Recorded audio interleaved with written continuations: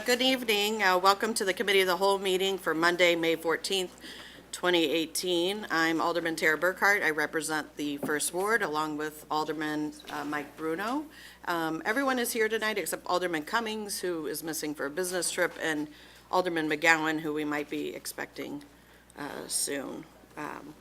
We'll get started with the approving the Committee of the Whole. Oh, and note that Alderman McGowan is joining us. So. Approve the Committee of the Whole minutes from April 23rd, 2018. Do I have a motion? So moved.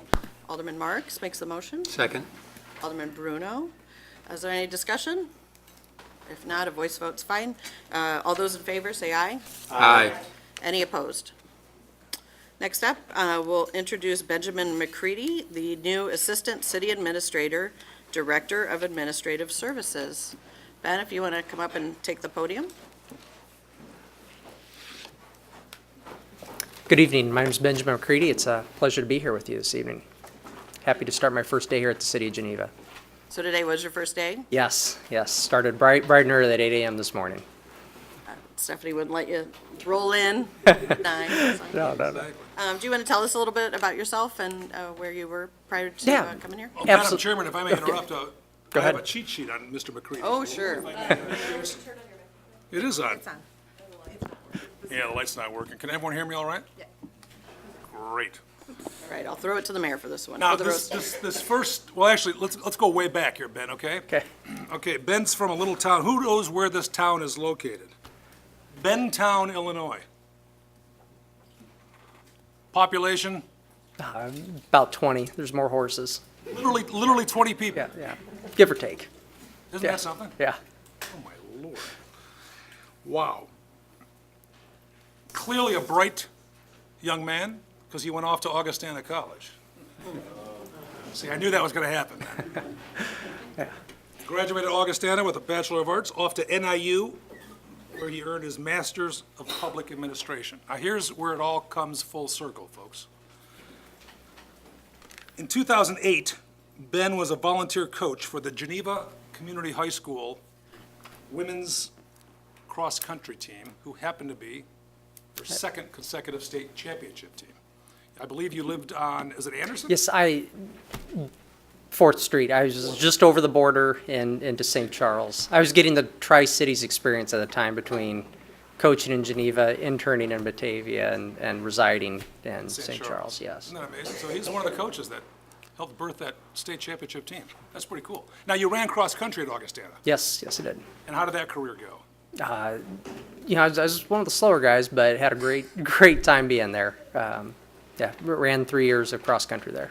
That's wild. Yeah. Ben is active in the Illinois City County Management Association, and he is the recipient of the ELGL, which is Engaging Local Government Leaders, and the recipient of, let's test everyone's trivia here, the Leslie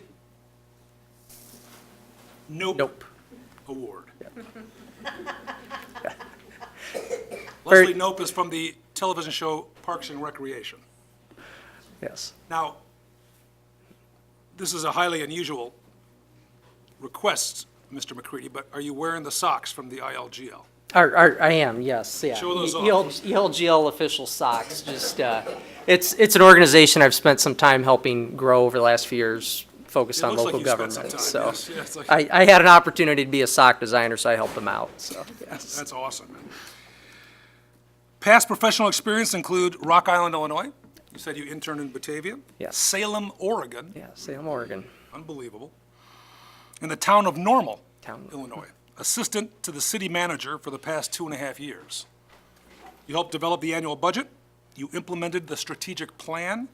Mr. McCready coordinated the Citizens Academy. Ben also established a railroad quiet zone. Yes. You just shot those trains down Bloomington, or what? Just a lot of paperwork, a lot of infrastructure improvements. Yes. And you specialize in risk management, human relations, multimodal transportation. Fantastic. Just some of the things I was able to gain some exposure to working at the town of Normal. It's Yes. wonderful, man. We're delighted to have you on board. I would like to open it up to the council for any questions or comments regarding Mr. McCready. Today was day one. Mr. McCready has a lovely wife and a young son at home. Yes, And yes, they are that's correct. expecting their second baby in July. Yeah. So the man is busy, and we're delighted to have you on our team. So any council members, any questions or comments from Mr. McCready?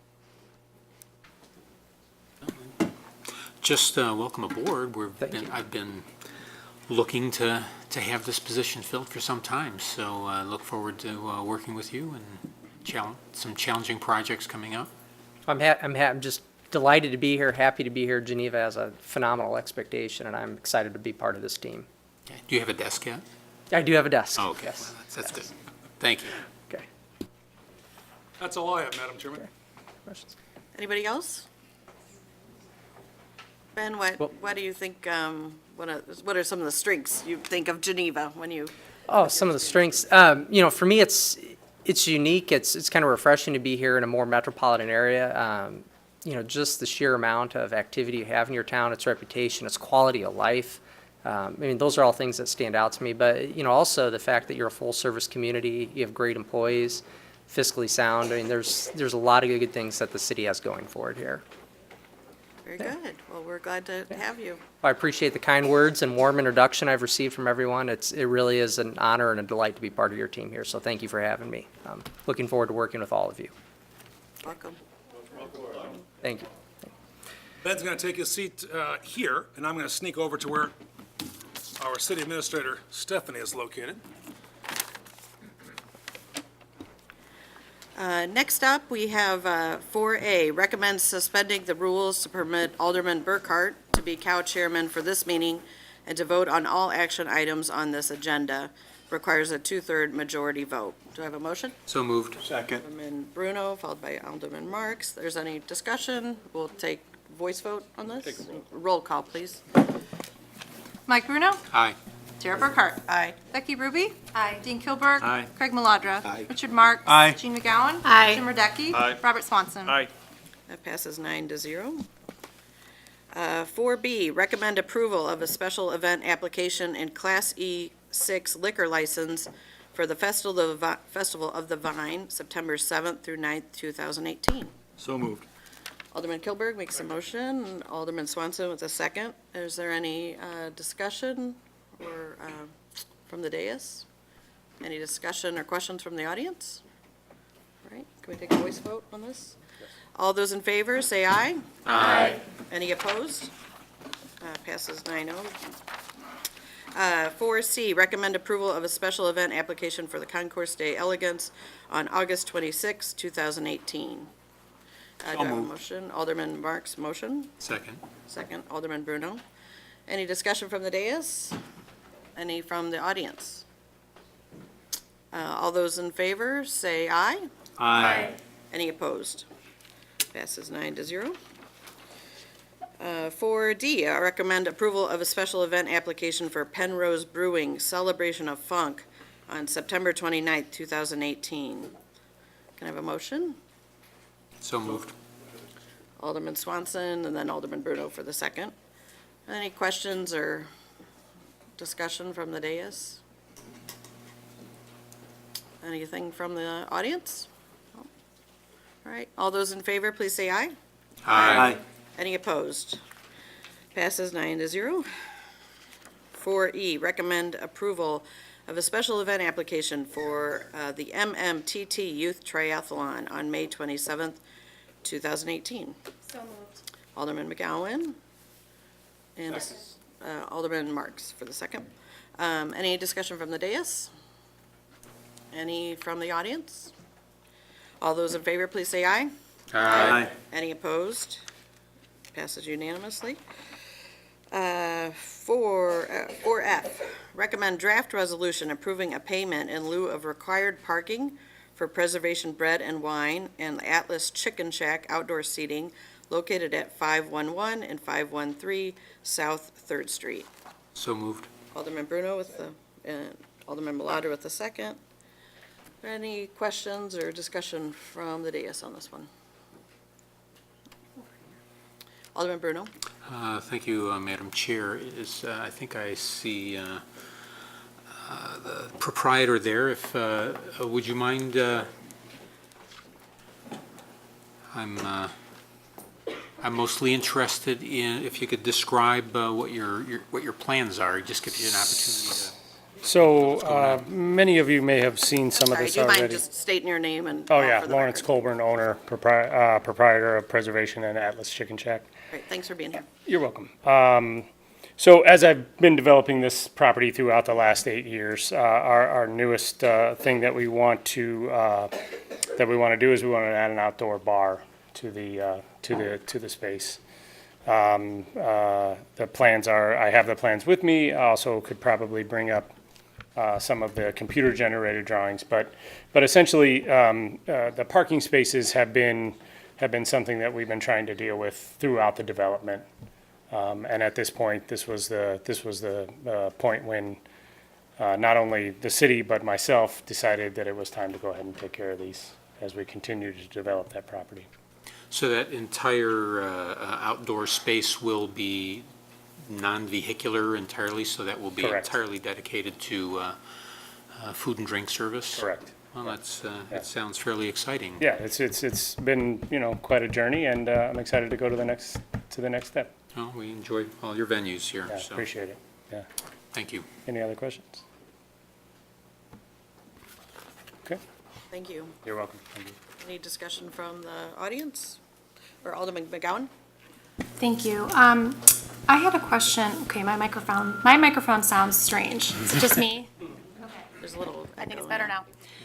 I wanted to know more about the proposed new parking spaces that I read about in the packet for this evening's meeting. I know that the owner of Atlas Chicken Shack, I'm so sorry, I cannot remember, Mr. Colburn, but I don't know if it's a question for you necessarily, but unless you could tell us, so where are those, you're paying a fee of $30,000 to the city in order to give up those parking spaces, because obviously your employees now will not be parking there, but presumably parking Correct. in city parking spaces, public parking spaces. Right. So, I'm just wondering where the city, it was mentioned that the city's gonna use those funds to establish, some additional parking, and also there's one parking space that not too many people know about because it's not well marked. I wanna know So where it we're is. still actually in the kind of research and design phase, but we've identified, I think, roughly six new spaces that we believe that we'll be able to put in with the money that we're collecting from this payment, and then we had a couple payments into the fund in the last couple of years, so we finally have some funds to do that. But we don't have all the exact number of spaces and the exact locations completely fettered out, but what we do know is that we are now able to start that planning and bring that to fruition. So would those spots They would be in the be downtown area. in the downtown It area? would be somewhere between Hamilton and the train station Oh, okay. and Second and Fourth. I'm just really curious, where is the spot that people, that's a And spot, I- people don't realize that It's it's a on spot. Third Street somewhere. I think Oh, okay. it's not clearly identified, but people Yeah. park there anyhow, so that one's really a matter of fixing the curb and doing some Right. striping. Okay, So coming soon. I'll stay tuned. When we Yeah. start doing our infrastructure projects, absolutely. Thank you so much. Anything else? Anyone from the Right- right audience? here. Oh, Alderman Kilburg. Could someone provide some history? I know that there were some public parking places or slots that were given up with Gia Mia, and that was public parking, right? Private. Was that private also? It's private Okay. also. I guess my question is, are these fees then consistent with the fees that we assessed against the owner or the property owner? I think Gia Mia is his leased property. And The that- spaces were the same amount. They're 10,000 a space. Okay, so this is consistent then Yes. with what was levied against Correct. that property owner? Okay, thank you. Alderman Radecki? Yeah, I guess I have one question for Stephanie. I know with Gia Mia, and we decided that we, as a council, would accept payments instead of the entire amount. So I'm assuming that all payments are on track with the agreements that we have. And I guess my question is, does that inhibit us or prohibit us in any way of moving forward with actually securing other parking spots and striping them because we don't have the full funds? Have we been hamstrung at all by taking payments No. rather than requiring full amounts? is my I would question. say we haven't because there wasn't money in the fund to begin with. So that slight delay until we get enough money in there to actually do a project, it's not really hamstringing us at all. Anyone else? All right, thank you. All those in favor say aye. Aye. Any opposed? Passes unanimously, 9-0. Let's see, 4H, G. Thank you. Recommend draft ordinance proposing the establishment of a special service area number 33 and providing for a public hearing and procedures in connection therefore with the Cooper Woods subdivision. Have a motion? So moved. Alderman McGowan? Alderman Maladras, a second. Is there any discussion or questions on this? None from the dais, any from the audience? All those in favor, say aye. Aye. Any opposed? Passes unanimously, 9-0. All right, now on to 4H. Recommend draft resolution to furnish municipal sanitary sewer service to property located at 1550 Averill Circle without requiring annexation. Do you have a motion? So moved. Alderman Marks? Second. Alderman Bruno with the second. Is there any discussion or questions from the dais on this one?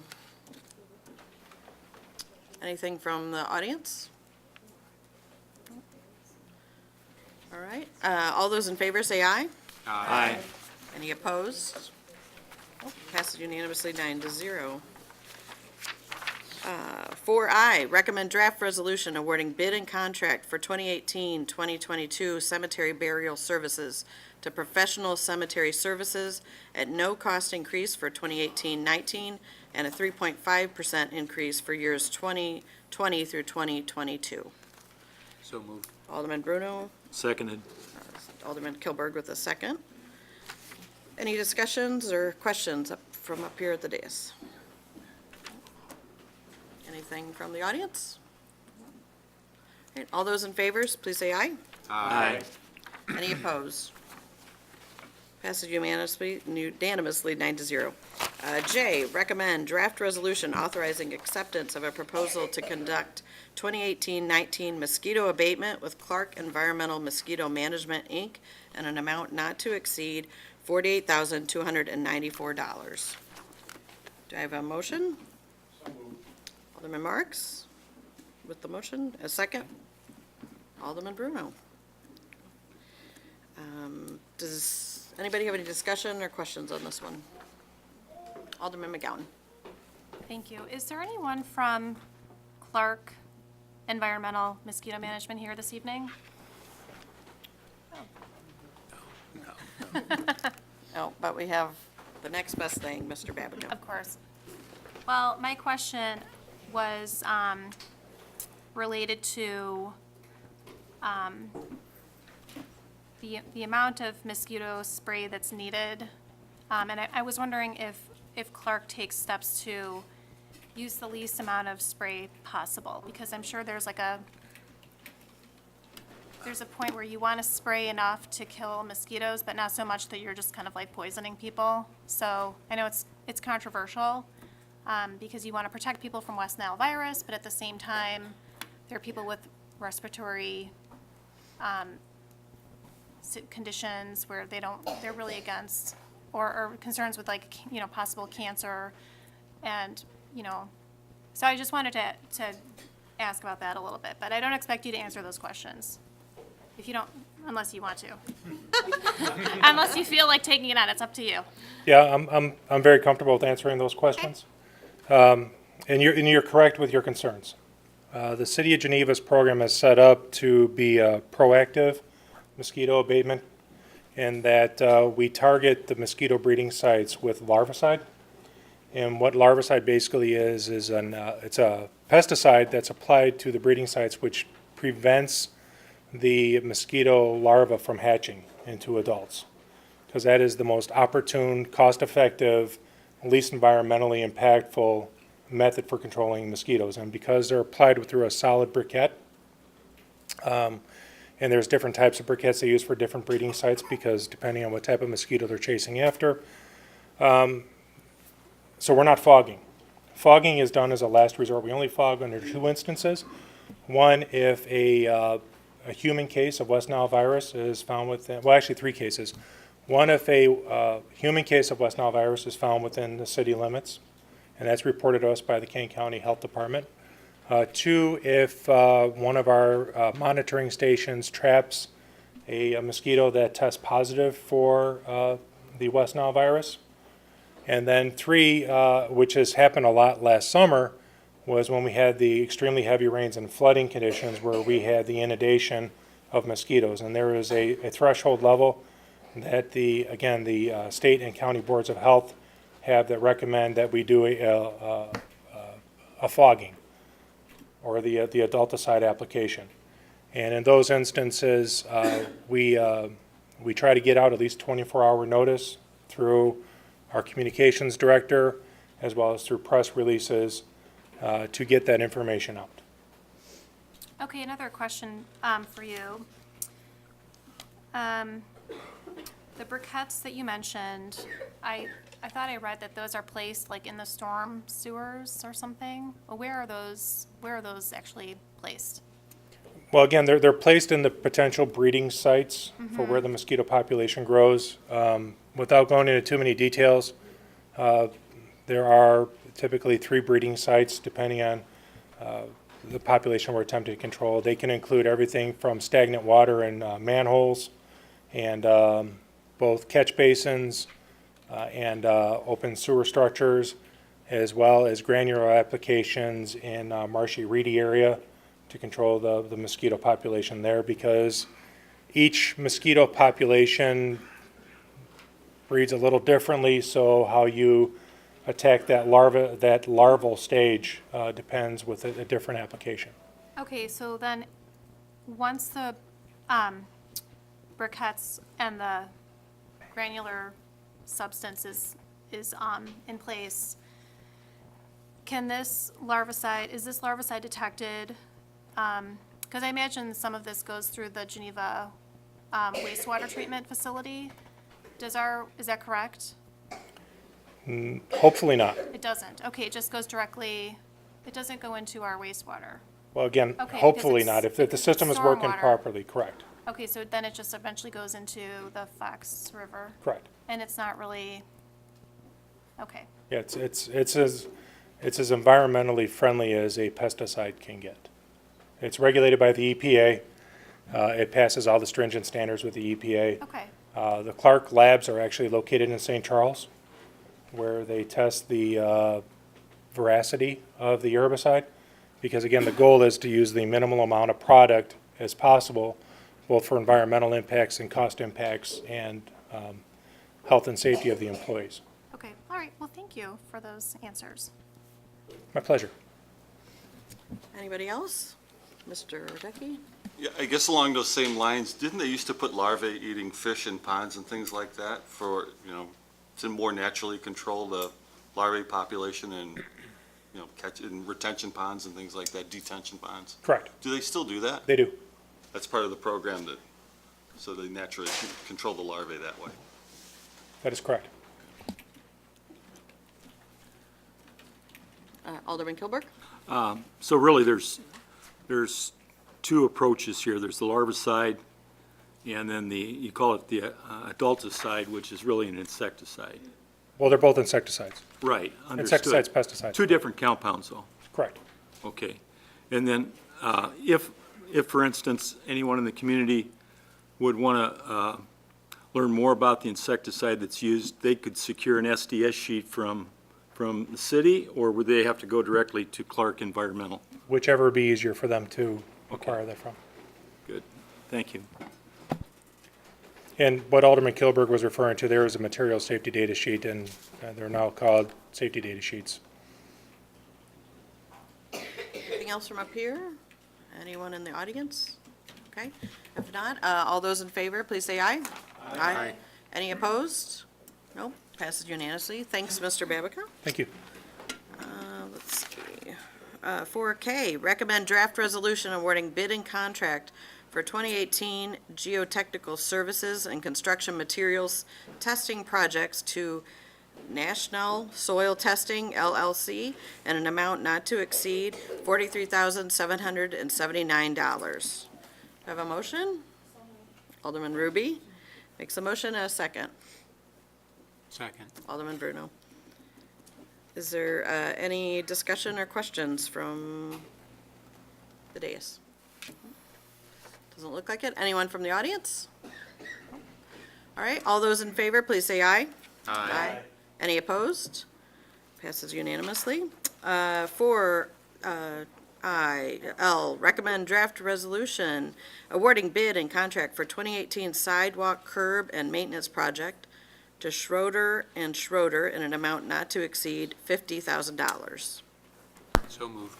Alderman Bruno? Second. And Alderman Marks? Any questions from up here, discussion? No. Anyone from the audience? No. All those in favor, please say aye. Aye.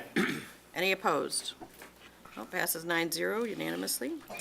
4M, recommend draft resolution accepting a proposal for Phase 2 engineering for Couts Road Extension with WBK Engineering in an amount not to exceed $324,804.50, no, $324,804.57.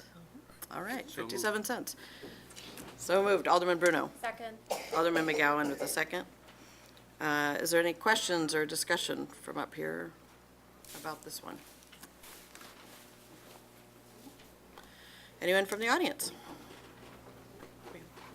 If you could introduce yourself. Mike Lencioni, I live in Allendale. I was just curious, where is this road connecting Couts and what and where? 38 to Fabian. Oh, okay. It's That's the all. fourth leg. Perfect. That's all I wanted. Thanks. Anything else? Anyone? Yep, Alderman McGowan. Thank you. Although I've driven by the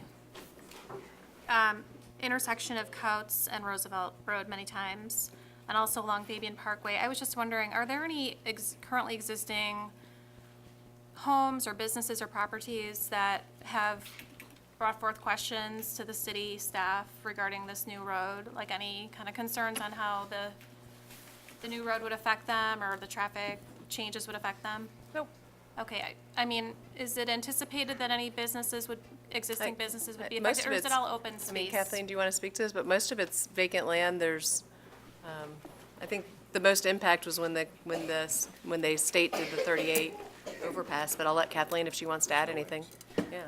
When we were working on Phase 1, we did have a public meeting, and we did do an extensive outreach to invite people that were in the proximity of it, but there's actually no residential properties within the corridor of the extension. It's all open vacant land at present, and it's expected to be industrial as part of our industrial expansion into the southeast corridor. And, thank you, Kathleen. Can you also tell me, because I can't picture it right now, but is there any landmark right now along Fabian where Couts will eventually, like, meets with that Sure. road? Louis Bork Drive. Okay, so it will, so cars or vehicles will be able to, traveling south on Couts Road, go all the way to Louis Bork? And that looks like it is partly a residential road, or no? Is it just industrial? Industrial. Oh, okay. I'm sort of peeking at a map while I'm talking to you, so I'm sorry if I'm looking away, but, okay, and so, like, what landmarks, what, like, visual landmarks are there? Is there anything? There's a farmhouse, and there's some businesses there along Fabian in that vicinity. What business? Do you remember? You don't have to tell, I could look it up later, I'm just kind of curious. When you're traveling on Fabian, there's some small businesses there. I'd have to pull out though.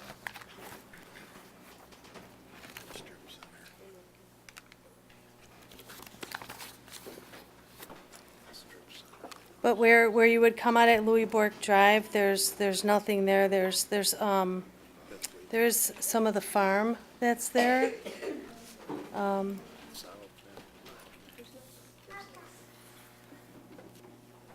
Okay, yeah, I mean, I can see it, I just don't remember, I can't tell what those businesses are, just looking at it from satellite view. That's okay, though. We can I- schedule a field trip. I'll just have to drive by there tomorrow. Okay, Just on Louis Bork, I thought. okay, thank you so much. Sure. Alderman Bruno. Yeah, thank you, Madam Chair. This is probably, got a comment and a question probably for Director Babica. First of all, I'm just excited that we're getting this far along in this project in terms of eventually getting this, this parcel online as an industrial park. Is part of the engineering that's been done to date, do we already have the layout defined with the understanding of the wetlands that are in there? Or is that part of, is that all yet to come? No, the phase one is, again, basically it's a proof of concept or feasibility study. Can it be built? Is it needed? And is it practical? And as part of that, the general layout and configuration of the roadway is in place. It basically connects it, Route 38 at the existing overpass where the traffic signal is, loops around that detention facility, and then generally hugs the, or I shouldn't say hugs, but it runs in line with the county border with, between Kane and DuPage County. And then jogs a little bit to the east to go around the farm and ties in at a future signalized intersection, we hope, at Louis Bork Drive, or we're planning for. And that's what the Phase 2 does. Right now, this contract will be, actually put the final design together, as well as laying out all the infrastructure, the water, sewer, storm, as well as the electric. Will all be part of this concept, including extending the water main down to Fabian, and then bringing it back to the comfort end where the water tower is on Kirk Road to put in a very nice 12-inch loop through that entire district. Great, thank you. My pleasure.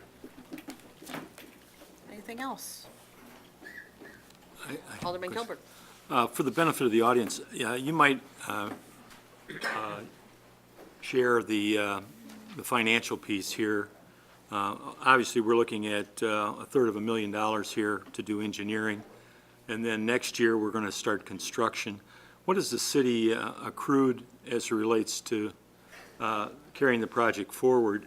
I know that descending off of 38 in a southerly direction is going to take a tremendous amount of fill. What have we accrued to undertake that piece of it? Are you referring to financing or material? Just Both. both, I guess. Whatever you want to answer. I'm going to defer to the future planning and the financing to the budget officer.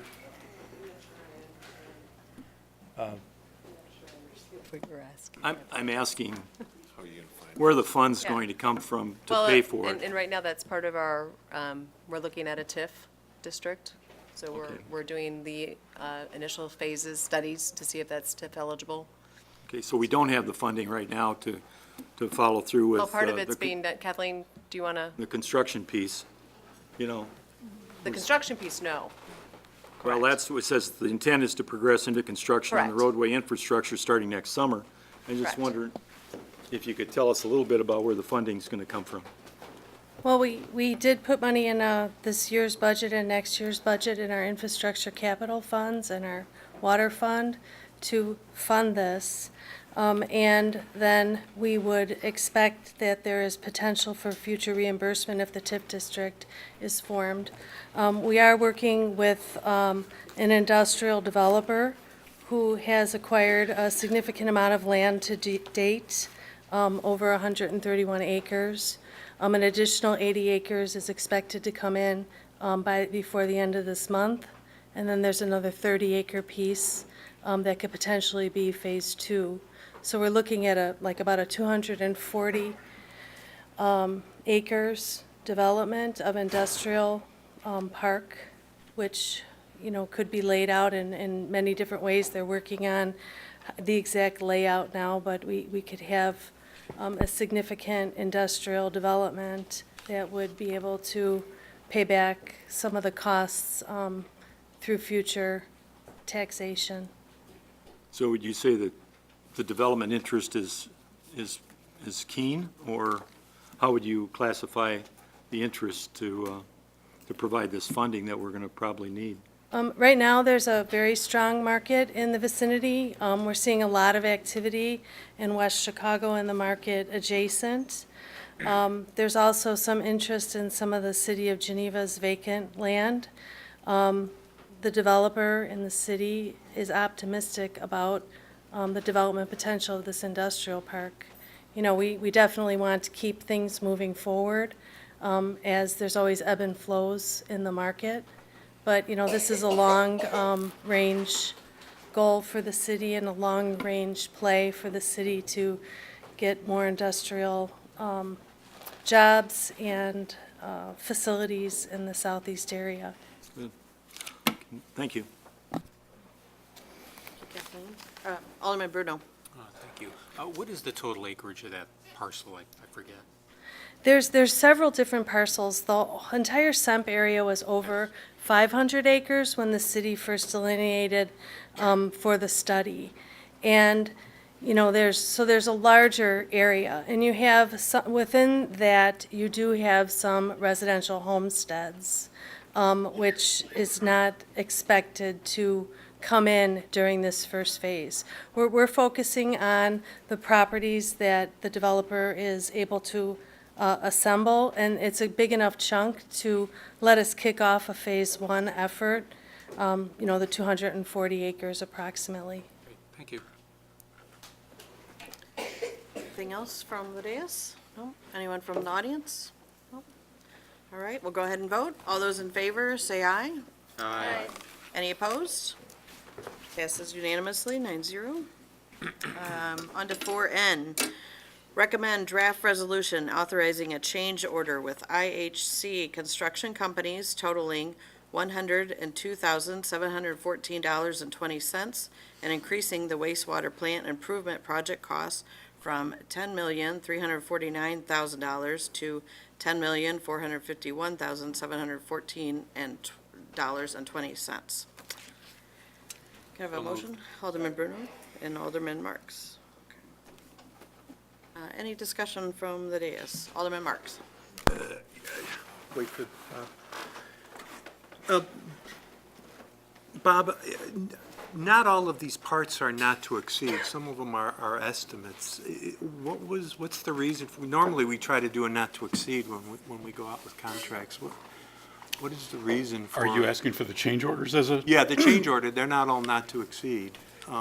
One part was, I think, and. Yeah, some of these the rest are definitive changes that are known, like the door Right. changes and that, and then currently right now, like the blower room modifications, it is a not to exceed of 50,000, and the sanitary sewer manhole replacement, even though it's a not to exceed amount of 23,109.60 cents, we believe that the costs are going to come in lower than that. Oh, okay.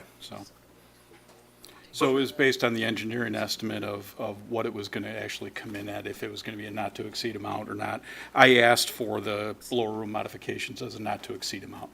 Okay, but the rest we did not ask for a not to exceed? Correct. Because either we knew it was going to probably come under, or it was a known amount Okay. for the All right. change order. Thank you. Any other questions or comments from the dais on this one? Anyone from the audience? Alderman McGowan?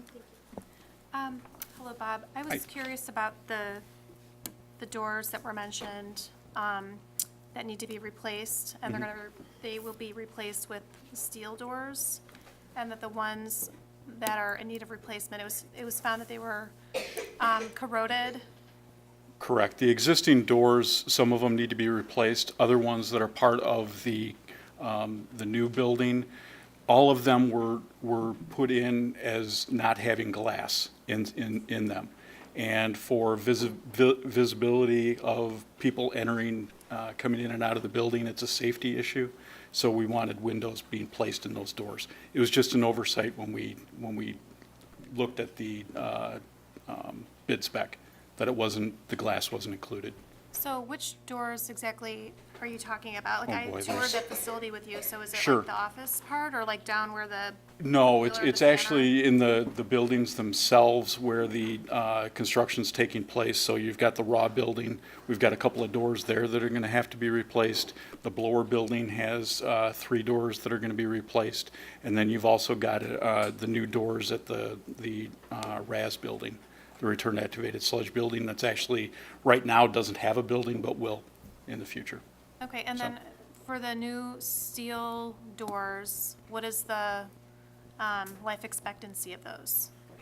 You know, and I'm not going to give a estimate on the life expectancy, only because of the corrosive conditions that are down at the wastewater plant.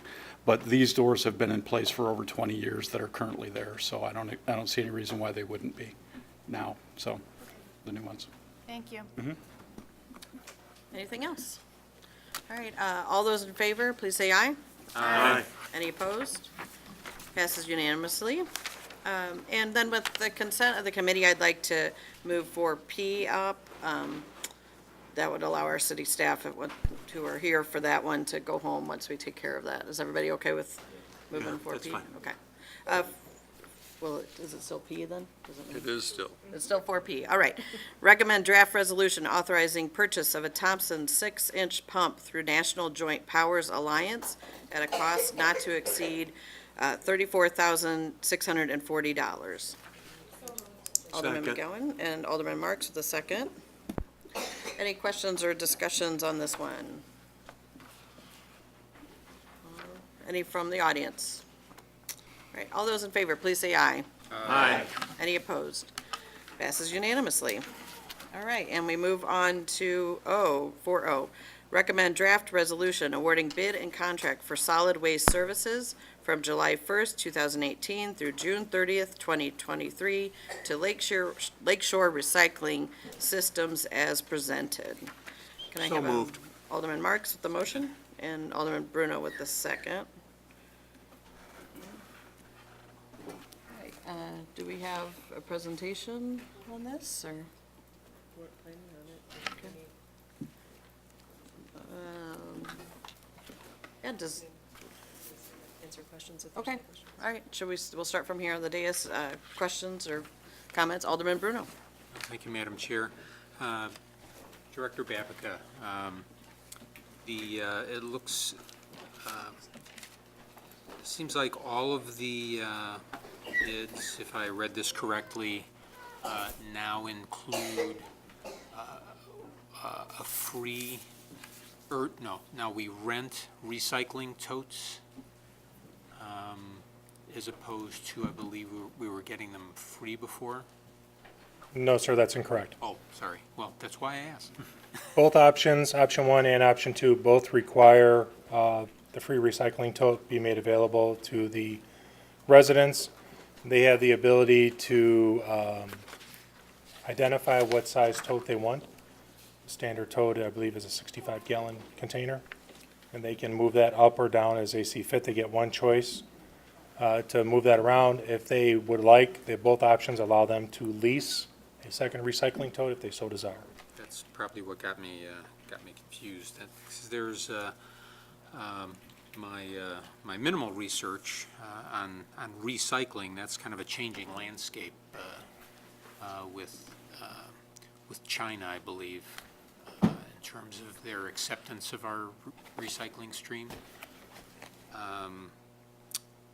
I'm surprised then that none of the bidders included an upfront cost for recycling. I guess that's a statement more than anything. Well, that's because we didn't give them that option. When the Tri-Cities developed this specification, I refer to Tri-Cities, that is the cities of Geneva, Batavia, and St. Charles, recognizing the volatility in the recycling market, we wanted to put that exposure on the contractor, whoever that contractor wound up being. That's why this is a unit price for our solid waste handling, and the recycling carries along with that. That was done on purpose. Thank you. Alderman Radecki. Here's Rich, while we got you at the podium. On option 2, the 35-gallon refuse toter, monthly rental and recycle toter, and the senior refuse toter, monthly rental and recycle toter are the same. So we're really not giving a break for seniors. That is correct. Why was that? I mean, it was, Well, we asked for a rate, and they, the contractors declined to offer that rate. okay, thanks. And, you know, I know we debated this at a policy discussion about being fair to everybody, as fair as possible, particularly seniors who may not generate a lot of refuse. And I think I saw a question earlier that was answered to everybody, but can you do the math for us? And I'm sure you guys have already done this. If we were to go with option 2, somebody who does not really use a lot of refuse could go with a 35-gallon toter. So we would be self-contained, no pun intended, with all toters with our program at $11.50 per month, which is equal to about 4 stickers. Is that the rough math? Utilizing the low proposals received by Lakeshore Recycling, that's fairly accurate. The advantage with option 2 is, again, the way the specifications were written, is that in addition to the standard 35-gallon tote, which is covered under the $11.50, the property owner has the advantage to put one additional 35-gallon bag or can or 50-pound bundle of items, or one large item is defined within the contract at no cost. Any additional item beyond that would require a sticker, and white goods would also require a sticker. Well, I guess the question for the committee then, you know, I mean, at least that aspect about the policy discussion is, does that change our view of what our policy was? Because I think at the time, our real concern was being unfair to people and charging them more to compel them to have a toter. This kind of brings that much closer in line, I think, with, you know, acceptability, at least from a financial standpoint. So I'd be interested in hearing what any of the committee has to say with that. Anything else, Alderman Radecki? No, now? thank you. Okay. Alderman McGowan, and then Alderman Kilberg and Bruno. So you raise a very good point there, Alderman Radecki, and I don't know if this is helpful at all, but people who really don't have a lot of garbage would also have the option of the half-gallon bag, which would come in if they used, let's see, those would be $2 per, and you purchase those wherever you purchase your garbage stickers. And they could leave that in the garage, and, I mean, even if it's not even full after 1 week, they could, you know, just not put it out for until it's full. So would that be something that you think would be a good deal for seniors that don't really, or people that just, maybe they're traveling a lot, they're not generating a lot of garbage? Yeah, I think no matter what option we choose, there'll be a segment that probably this does not fit. I guess my question is this gets us, I think, closer to making a more difficult decision between 1 and 2, in my opinion. But, yeah, you know, you're absolutely right. There are people that, no matter what we choose, will say, you know, that really doesn't fit my need. But, you know, there's also, I think, the idea of having everything secured in bins, things of that nature, so for cleanliness, stuff blowing around, stuff like that, so just a thought. Madam Chair, if I could, Yeah, if you don't mind. just go ahead. Thank you. I just wanted to clarify that the bag is only available as an option with option 1. So if we pursue the option 2, which is the full toter program, that smaller bag is no longer as a viable option. The option 2 is, the option 1 is the current system basically we have, when we have tweaked the contract, which is a volume-based pay-per-bag system, not paper, but pay-as-you-go bag. And the option 2 is a full toter program. So there, the the smaller bag, the $2 bag, is not an option within option number 2. That's only available with option number 1. I just wanted to clarify that. Thank you for doing that. Alderman Bruno, actually Alderman Kilburg passed, so Alderman Bruno. Thank you again, Madam Chair. Going into these types of discussions, well, actually, to address your point, I'm getting very close to being a senior, but I'm not quite there yet, I don't think. I certainly don't get discounts anyplace. We're empty nesters. We probably use a little over 1 sticker a month. So I think even at an affordable price, and I don't think the toter cost is unreasonable, but even at that affordable cost, that's a significant upcharge for what I would think is a good number of people in town here. But I've long gone into these things thinking a pay-as-you-go, if there's any way we can incentivize generating less refuse, in improving our recycling stream, and I think the sticker program, as annoying as it is when you're taking your garbage out and you don't have stickers, I think that's better for the community, if you will. My neighbor throws them in my toilet. That's your problem, I guess, so, thank you. Anyone else from the dais right now? Alderman Kilburg. So just so the public's aware, option 2 here would mean then that you could no longer use your normal garbage cans if it wasn't a toter, correct? You would have the option, your primary refuse or solid waste receptacle would be your 35-gallon toter. Right. And then if you had a secondary can, you would be able to use that as your overflow item, because again, you get one free, kind of freebie to go with your toter at every collection. So you still would be able to use your can, but your primary receptacle would be your toter. So in other words, you're going to be, every resident of Geneva with option 2 would be required to have a toter, right? Correct.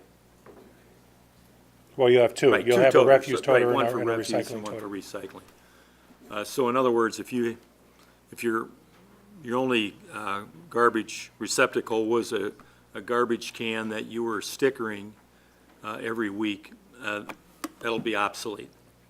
Correct, unless you had overflow. Pardon me? Unless you had overflow. Correct. Right.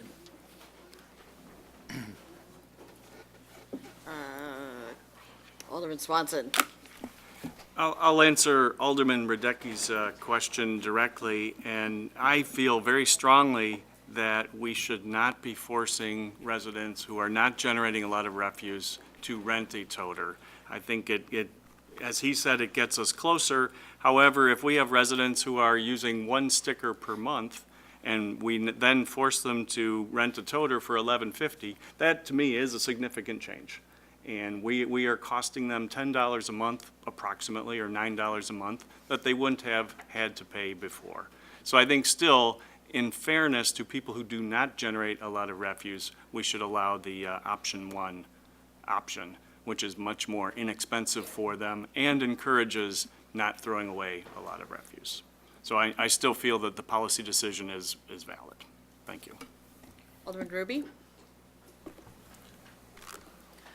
Rich, can you explain why, I believe you said we specifically asked when we put the RFP out, that there be no cost for the recycling?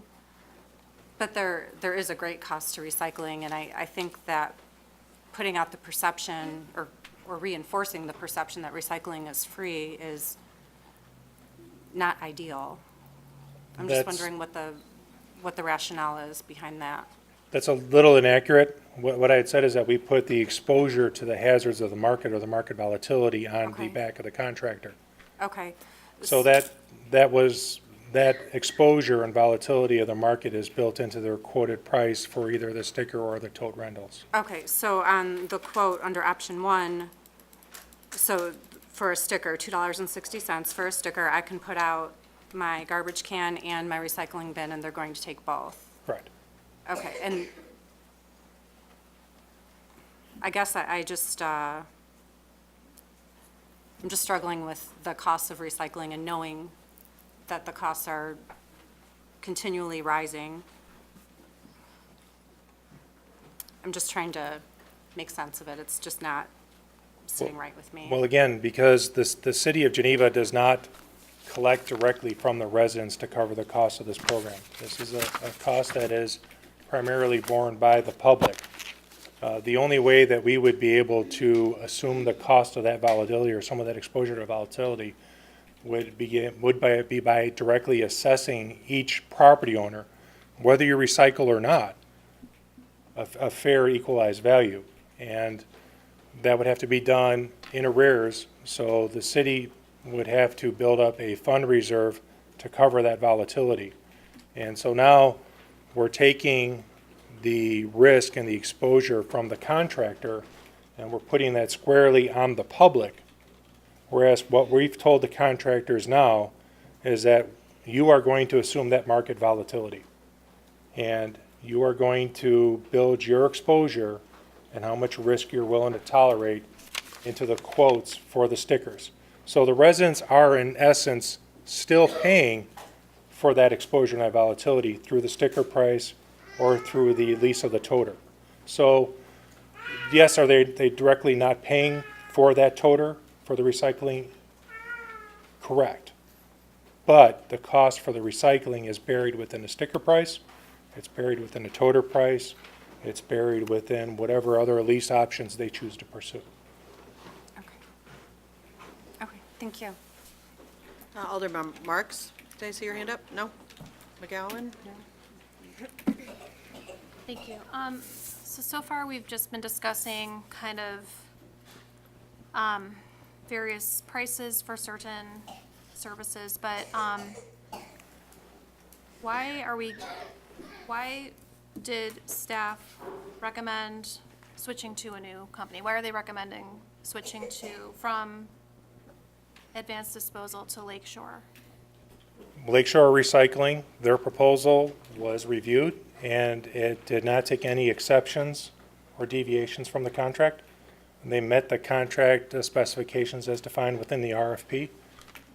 They were the lowest responsible bidder, and their references all checked out, including the villages of Winnetka, the city of Wheaton, Bannockburn, and I talked to one mayor, 3 public works directors, and 2 assistant city administrators who have all had lakeshore recycling systems. And the 2 questions that I asked them primarily were, how did they handle the transition when they moved in? And Wheaton was honest. Their transition was bumpy, but that was because the previous vendor refused to share any of the information with both the city as well as Lakeshore Recycling. And who was the previous vendor? I'm not privy to that information, but to counter that, Lakeshore Recycling actually opened an office in their downtown and actually established an office presence within their community to aid that transition period.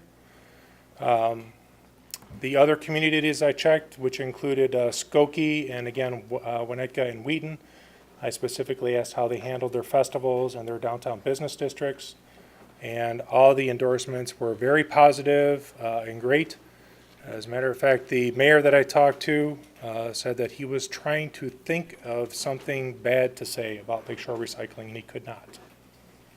So based on that, based on the fact that they did not take any exceptions to the contract specifications, that their references were all valid and legitimate, as well as the lowest responsible bid. And I would point out that Lakeshore Recycling's sticker cost in year 5 is still 50 cents cheaper than what the sticker cost is right now to the public. There's a substantial cost savings, and if you factor out it's a very difficult contract because you've got a lot of variables at play. So when we're reviewing this, we're trying to figure out, okay, well, what is the most reasonable assumption? So the reasonable assumption that we based, when I say we, I know Batavia and St. Charles both looked at this also, was if we have 7,200 stops within the city of Geneva, give or take. If one stop uses 1 sticker per week, That cost savings over a 5-year contract is a little over 200, actually, I don't want to assume, I wrote that down for a reason. If you'll bear with me for a second.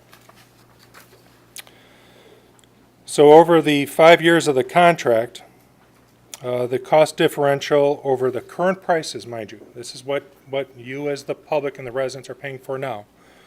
The cost savings to the residents of the city of Geneva is a little over $1 million. It's $1,037,000 over 5 years of funds refunded or put back into play in the local community and the local economy.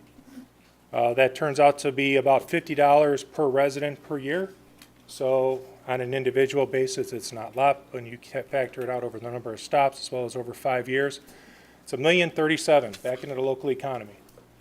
I'm sorry, with may the- I interrupt you? What do you mean back into the local economy? I don't understand. Well, if these are residents that are paying this program is geared towards towards residential homes.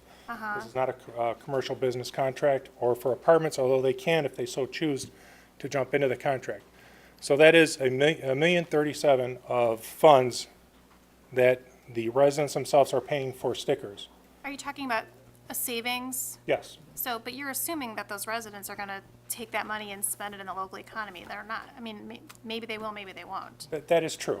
So, That is true, I just but couldn't it's still, understand what it's you're $1 million that the public or the citizens of this Geneva don't have right now. And may I ask you, has there been a problem with advanced disposal in either Geneva, St. Charles, Batavia? The 3 cities are going into this together. Right now, all 3 cities have advanced disposal as their waste service provider, whatever you call it, waste removal. Has there been a reason why they don't want to, like, look at the proposals that have come in? They're not bids or proposals, and maybe ask advanced disposal if they'd be willing to come down a little in price based on the other proposals that were received? Because if we've been happy with them, then I think we should. We Look into that. asked through the open, transparent process for the best possible proposal from each of the vendors. Waste Management submitted their best possible proposal. So did Lakeshore Recycling, and so did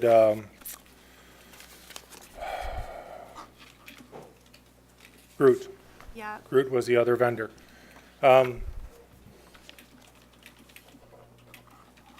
We historically will go out and test the market as your staff, if for no other reason, to make sure that the prices and services that are being charged to the community are what the market will bear. And as this is a 5-year contract, I did not feel in good conscience that I could come up in front of the city council and ask to have a no bid, no RFP, 5-year contract that literally impacts every single family in the city limits of Geneva, just to say, well, this is what Advance gave us, and we're happy with them. And to answer your question, we're thrilled with Advance Disposal. There are the run-of-the-mill complaints, and their staff is Johnny on the spot in addressing them. We've had residents that have called repeatedly saying that their garbage was missed, and they go out and they collect it. And that's the level of service, frankly, that we demand for the public. And that'll be the level of service that we'll demand out of Lakeshore Recycling. so you know for a fact that people are happy with advanced disposal. What's unknown is whether we'll receive the same services, level of service from Lakeshore or any other company for that matter. So what prevents you from going to advanced disposal and saying, we've had a wonderful experience with your company, our residents are happy, minimal number of complaints have been taken care of right away, but we are looking for a lower price. Can you offer us a lower price? We did that. You did? Through the open proposal. They had that opportunity to lower their price, and in fact, they did. Their price, their first 2 years of their contract, of their proposed bid, are actually lower on the sticker price than what they're paying right now. So the colorful, like, spreadsheet that's in the packet today, for today's meeting, that is revised, those prices are revised from Advanced Disposal's original proposed prices that they submitted? Correct. Actually, if you look under the column just to the left of where the multicolored begin, there's a column there that states current cost, contract ending June 30th, 2018. Yes. And that number is the current cost for, that we're paying Advanced Disposal through June 30th. Now, if you cycle over to their proposal that they received, which is the middle column, the current price for a sticker under the existing contract is $3.40. If you look at actually all 5 years of Advanced Disposal, their 5 out years are less than what their current cost is right now. The difference is that Lakeshore Recycling, who again did not take any exceptions to the specifications, whose references checked out. They left some answers blank, though. For They the haven't al- given us the price of the garbage compactors and a few other things in here. They said to be determined. Correct. Those So were, they didn't answer everything. They didn't come back with everything filled which out. is why those were listed also as optional alternatives. Yeah. They're not a requirement to the contract, therefore the contractor is not obligated to make a submittal. Okay, so the garbage compactors were optional? Correct. Okay. They were an alternative that we were looking for the downtown, and it's an alternative that we're still pursuing with whoever the vendor ends up being. Yeah, but I don't think you've answered my question yet. My question was, at this point, what is preventing the city of Geneva from approaching Advanced Disposal and saying, we've had a great working relationship with you the last 5 years, we've been very happy and pleased with the services provided, you guys know us, we'd like to continue this business relationship with you, whatever business services, can you meet the prices that Lakeshore is proposing? Well, I think to answer your question is that I have. They had that opportunity to submit their best possible price. They are not the lowest responsible bidder. And to go back to Advanced Disposal, now that the other vendors have laid their cards out on the table, would be unfair to the other vendors. And I imagine would probably get us in a little bit of hot water. Very possibly.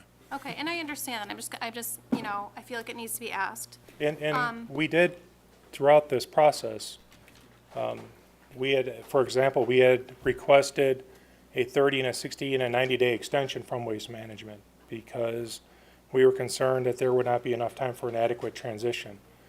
Waste Management responded with a 6-month extension. Before we even started with this process, Waste Management had approached the city with a proposal to extend the contract. You mean Advanced Disposal, right? Advanced You keep Disposal. referring to Waste Management. Correct, I'm sorry. Waste Management was our hauler in Bartlett. And there was not, felt that it was a lucrative cost, a lucrative proposal, that we could have done better with the open bid.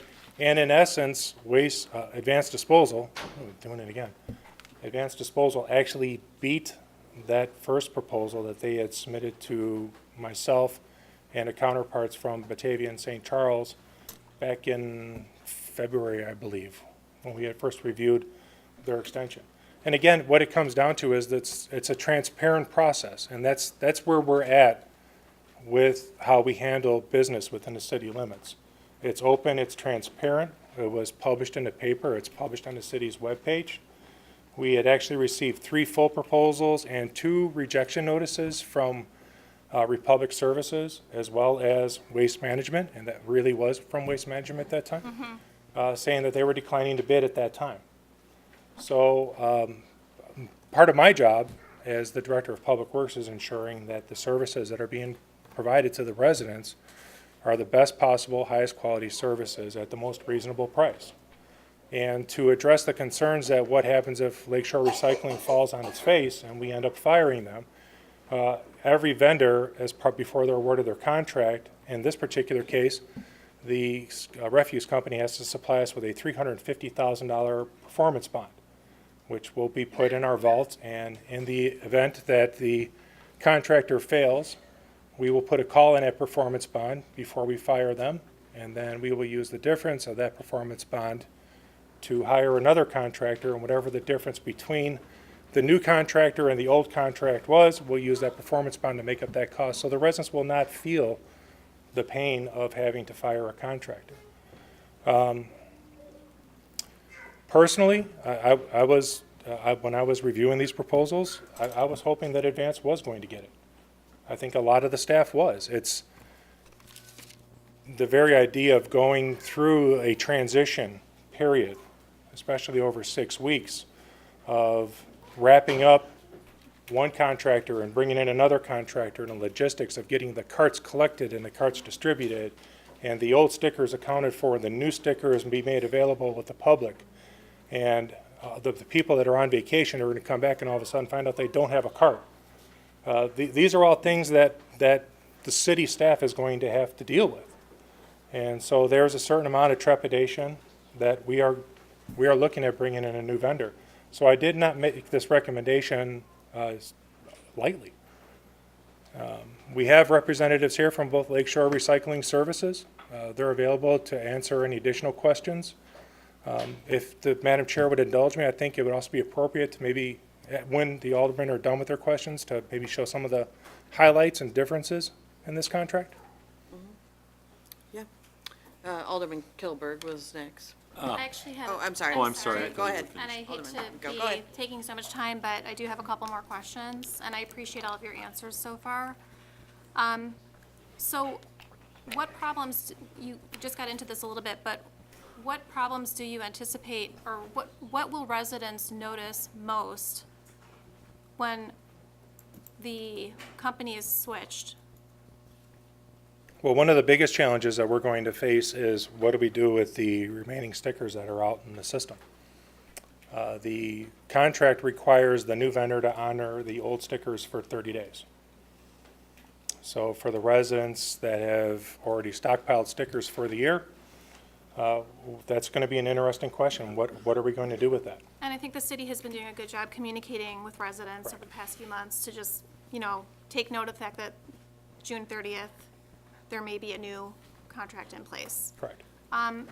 What about the time and day that people are used to having their garbage picked up on a weekly basis? Is that going to change? No, it will not. Okay. And you mentioned switching the bins. Are you anticipating a ton of phone calls and emails from people like, what's going on? Why are you changing this? Everything was fine.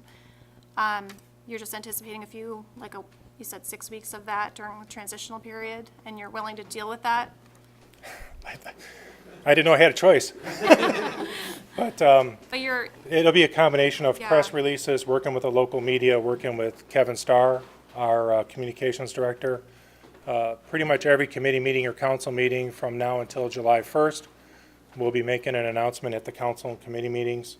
One of the other challenges that nobody else is probably thinking of other than myself and Lakeshore representatives is that the first collection will be on a holiday weekend, which means instead of it being Thursday, Friday, it's actually going to be a Friday and Saturday. And so that's going to cause some immediate confusion right off the bat, but I can't help that. I had a question about something that was on this chart called, or something that I read, special waste. What is special waste? Special waste, this was something we tried to do after running into an issue with the electric utility last year. We had a transformer that leaked, and the transformer had mineral oil in it, which contaminated the ground soil. Whenever we excavate soil, when I say we, Public Works, be it a sidewalk, a tree, a water main, anything, that soil has to be tested to comply with the state CCDD standards, Clean Construction Demolition Debris Standards. That particular soil, when it was tested, because it had mineral oil in it, was deemed by the lab as a special waste, which now means we have to dispose of it in a certain manner. So what we were trying to do is actually make our lives a little bit easier in the event that this would ever happen in the future, God forbid, that we would not have to go through the issues we did last time, which was basically the soil had to be put inside a plastic bag and then locked inside one of our dump trucks, actually 3 of our dump trucks, and kept inside the building so it wouldn't leak and so it wouldn't get wet until we could secure the necessary permits and disposal processes to get the material cleaned out. So we were just trying to streamline that process a little bit more. Same thing with the hazardous waste. The hazardous waste is, again, if unfortunately we're doing a repair and 50 years ago, someone had dumped some gasoline or diesel fuel on the soil, or they had a leaking oil tank for their furnace, and it contaminated the soil. Well, now that's the city's responsibility to get rid of. So again, we were trying to streamline that process, so not having to tie up one of the vehicles to hold that soil in place. Okay, thank you for answering that. And also, there was something I saw regarding Saturday downtown garbage pickup, and it looked like the prices were really different between Lakeshore and Advanced Disposal. Can you explain that a little bit on the same, like, colorful? The city of Geneva, one of the very kind things that Advanced Disposal did last year was, ironically, the mayor had actually sent a letter out to the business owners in the downtown business area to kind of do their part to help us with the garbage cans, because the garbage cans were overflowing. And maybe people noticed that that wasn't as much of a problem in the second half of last year. And that really was because some of the management staff at Advanced Disposal took it upon their own initiative to do a Saturday collection of the downtown cans. And that was not, the city didn't pay for that. The city did not ask them to do that. They did it on their own initiative.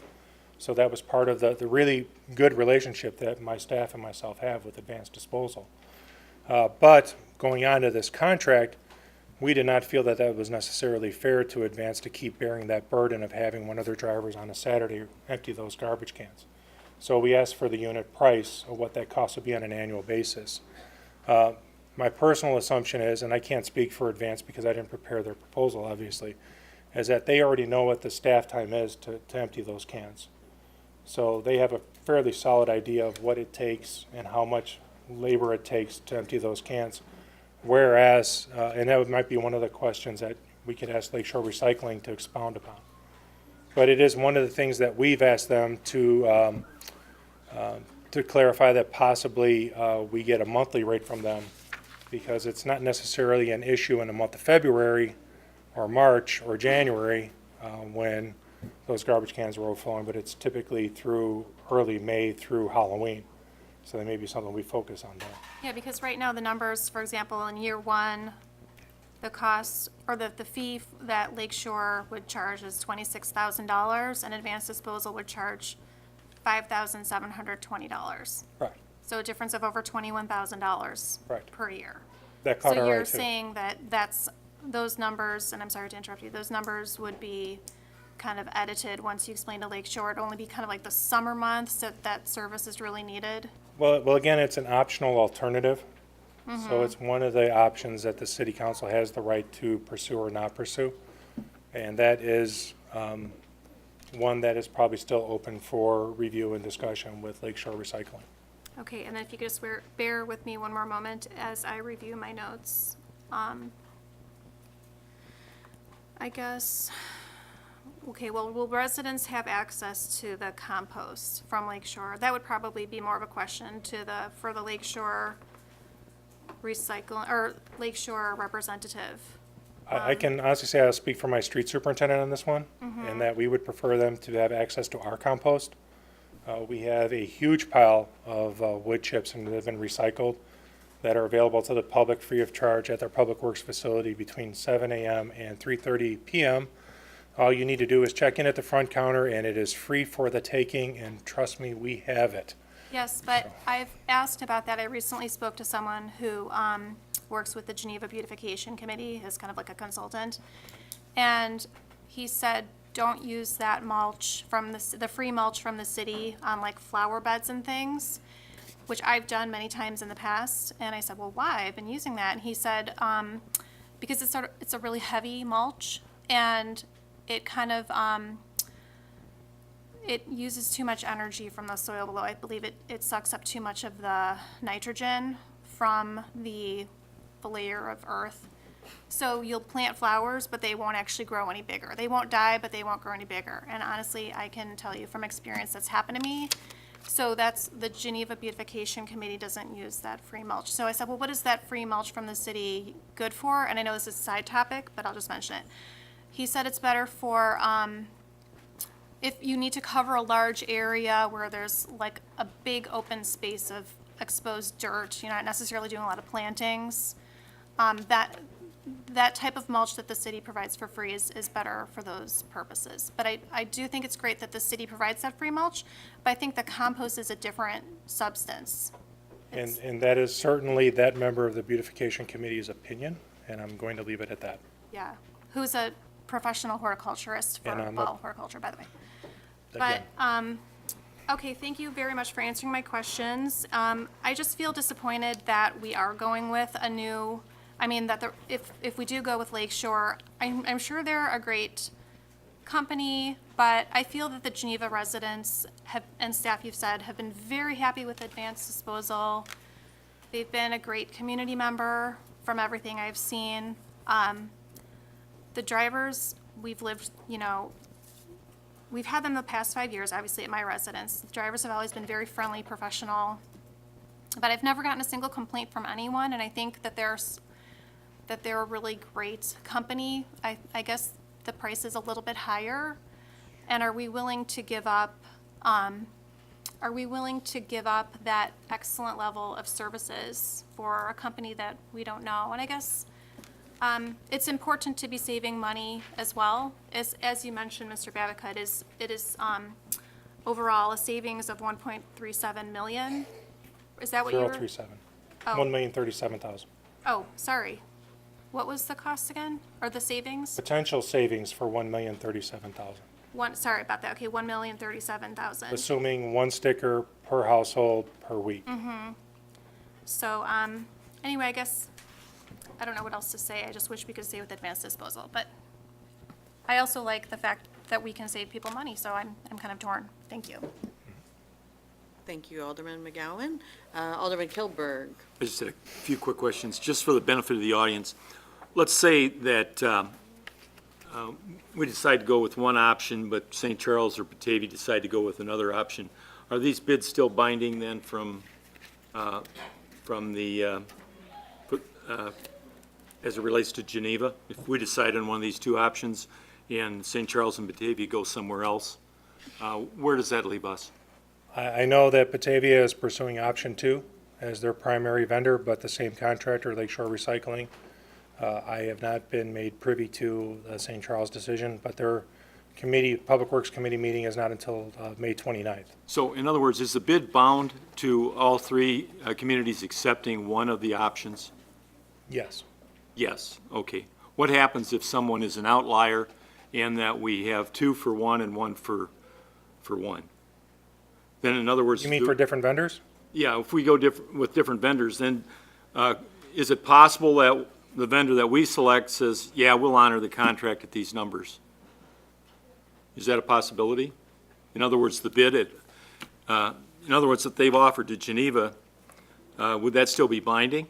If we said, well, we decided on this one, we're going to go with it, but if someone else in Batavia decides they want to go a different direction, where does that leave us then?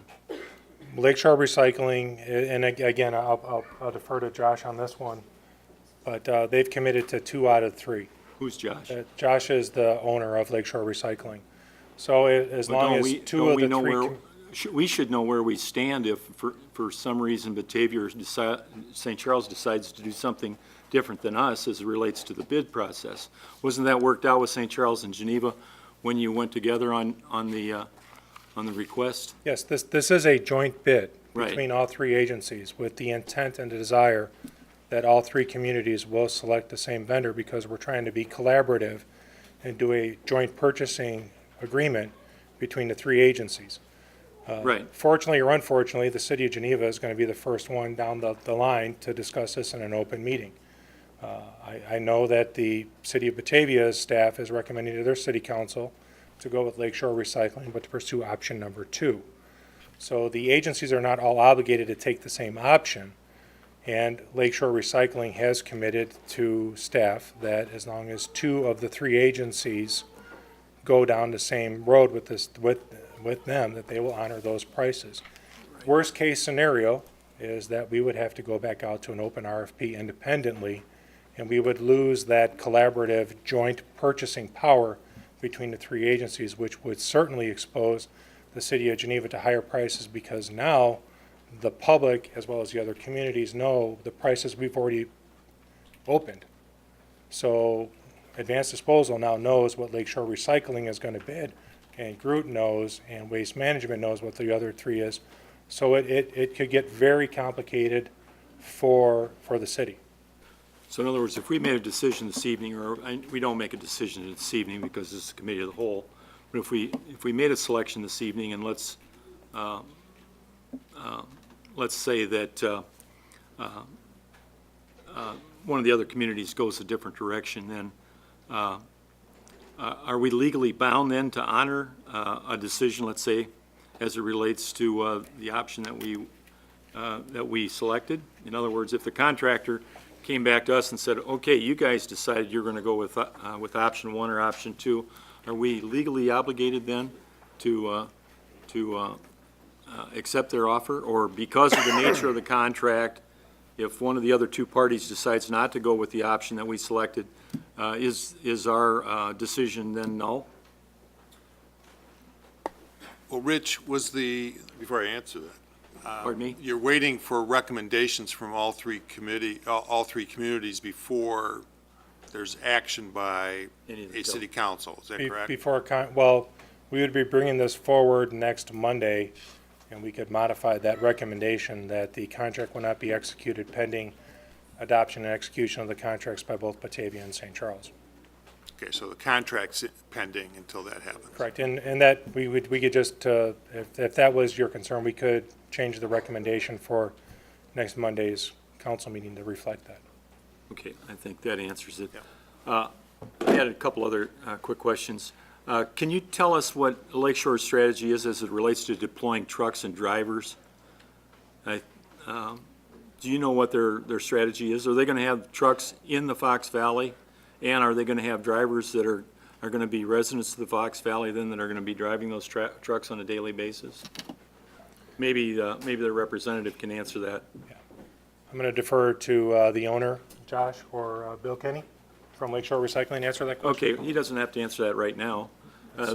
I had one other question, and maybe he can answer that as well when he comes forward, and that would be, can he tell us where the material collected in Geneva and what landfill and where that would be taken? And I'm wondering if that's one of the reasons why there's a disparity between these two bids. Well, that is included in their proposal, but I will also defer that to the And representative. again, I saw this, but I think it's important that the public is aware of some of these issues. That's all I had. Thank you. Alderman Ruby. Just to add to that, I was thinking something where the recycling goes as well. I definitely know that they'll be able to speak to that. Anything else before we bring up Lakeshore? Alderman Maledra? Thank you.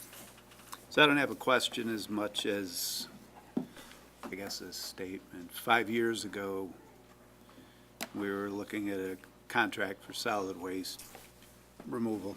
The company that we had, a company called Allied, was a good company. We didn't have any complaints about that company. But the bids came in and a company came in lower, and that was Advanced Disposal. So we faced pretty much exactly the same question and exactly the same situation 5 years ago. True, we have to choose somebody that we don't know over somebody that we do, but we did that before. We have to pick a company we have no personal experience with over a company we've had 5 years of good experience with. But when we made that decision last time, it ended up being good for the community. We got stellar service for a lower cost. Based on what I see in the packet, Lakeshore is the lower cost provider. The references we have from communities that we know indicate that their service is solid. No pun intended, I guess. So I don't really understand the trepidation and fear. Transition is difficult, but transition in this case is justified in exactly the same way that it was justified 5 years ago. So I just wanted to make that point. Thanks. Thank you. Alderman Marks? Could Could you walk through the contract-wide alternatives? I know right now currently we don't have recycling. But it appears underneath these quotes we do have some options here for some recycling, is that correct? No, the recycling, the basic container for the recycling is covered under either option. Okay. It's in leasing an additional or a second recycling tote if so desired. Alderman Marks, your Oh. microphone. Thank you. The television monitors, that contract-wide alternative. Sorry, Oh, that's okay. I misunderstood your question. That's fine. What Alderman Marks is referring to is that there were a number of alternatives included within the specification available to all the agencies to choose from, kind of like as an à la carte menu, as we referred to it. The first one, which we've discussed already, is the Saturday Downtown Collection, as well as the Refuse Cart Collection. And then the third alternative was the pay-by-use electronics recycling. And while we have a county-run recycling center here on Fabian Avenue, a common call that we receive at Public Works is that you have residents who either don't have the capability of transporting a large TV out to the recycling center, or they're senior citizens that cannot get that piece of equipment out there no matter what. So we looked at options as to how can we extend that service to the residents without shifting the burden onto the entire community.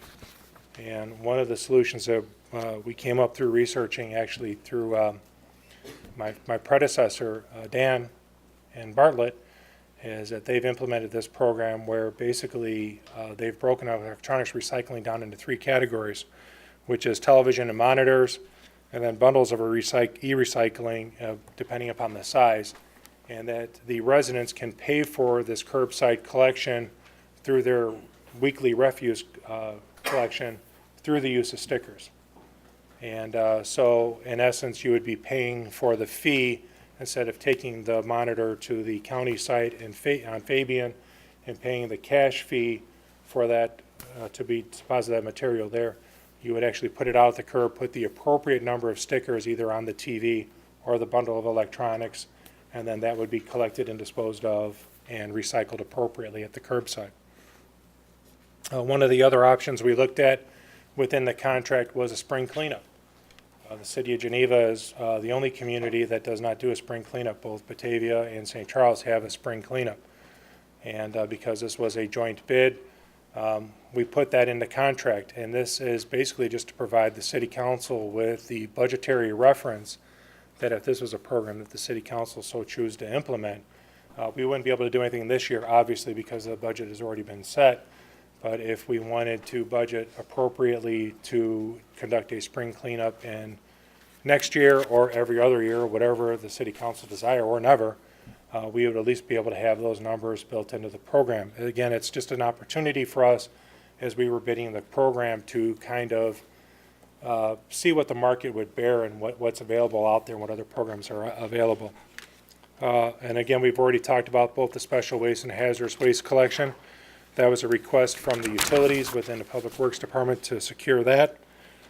Dry cell batteries. That is actually another program that has been offered and run by Advanced Disposal free of charge to the community. There is a bin where residents are only supposed to be dropping off dry cell batteries, not wet cell batteries, but these are your alkaline batteries. There's a bin out there. And then once a week, I don't know if he was here or not. Oh, you are. It comes in and collects those batteries and then recycles them appropriately.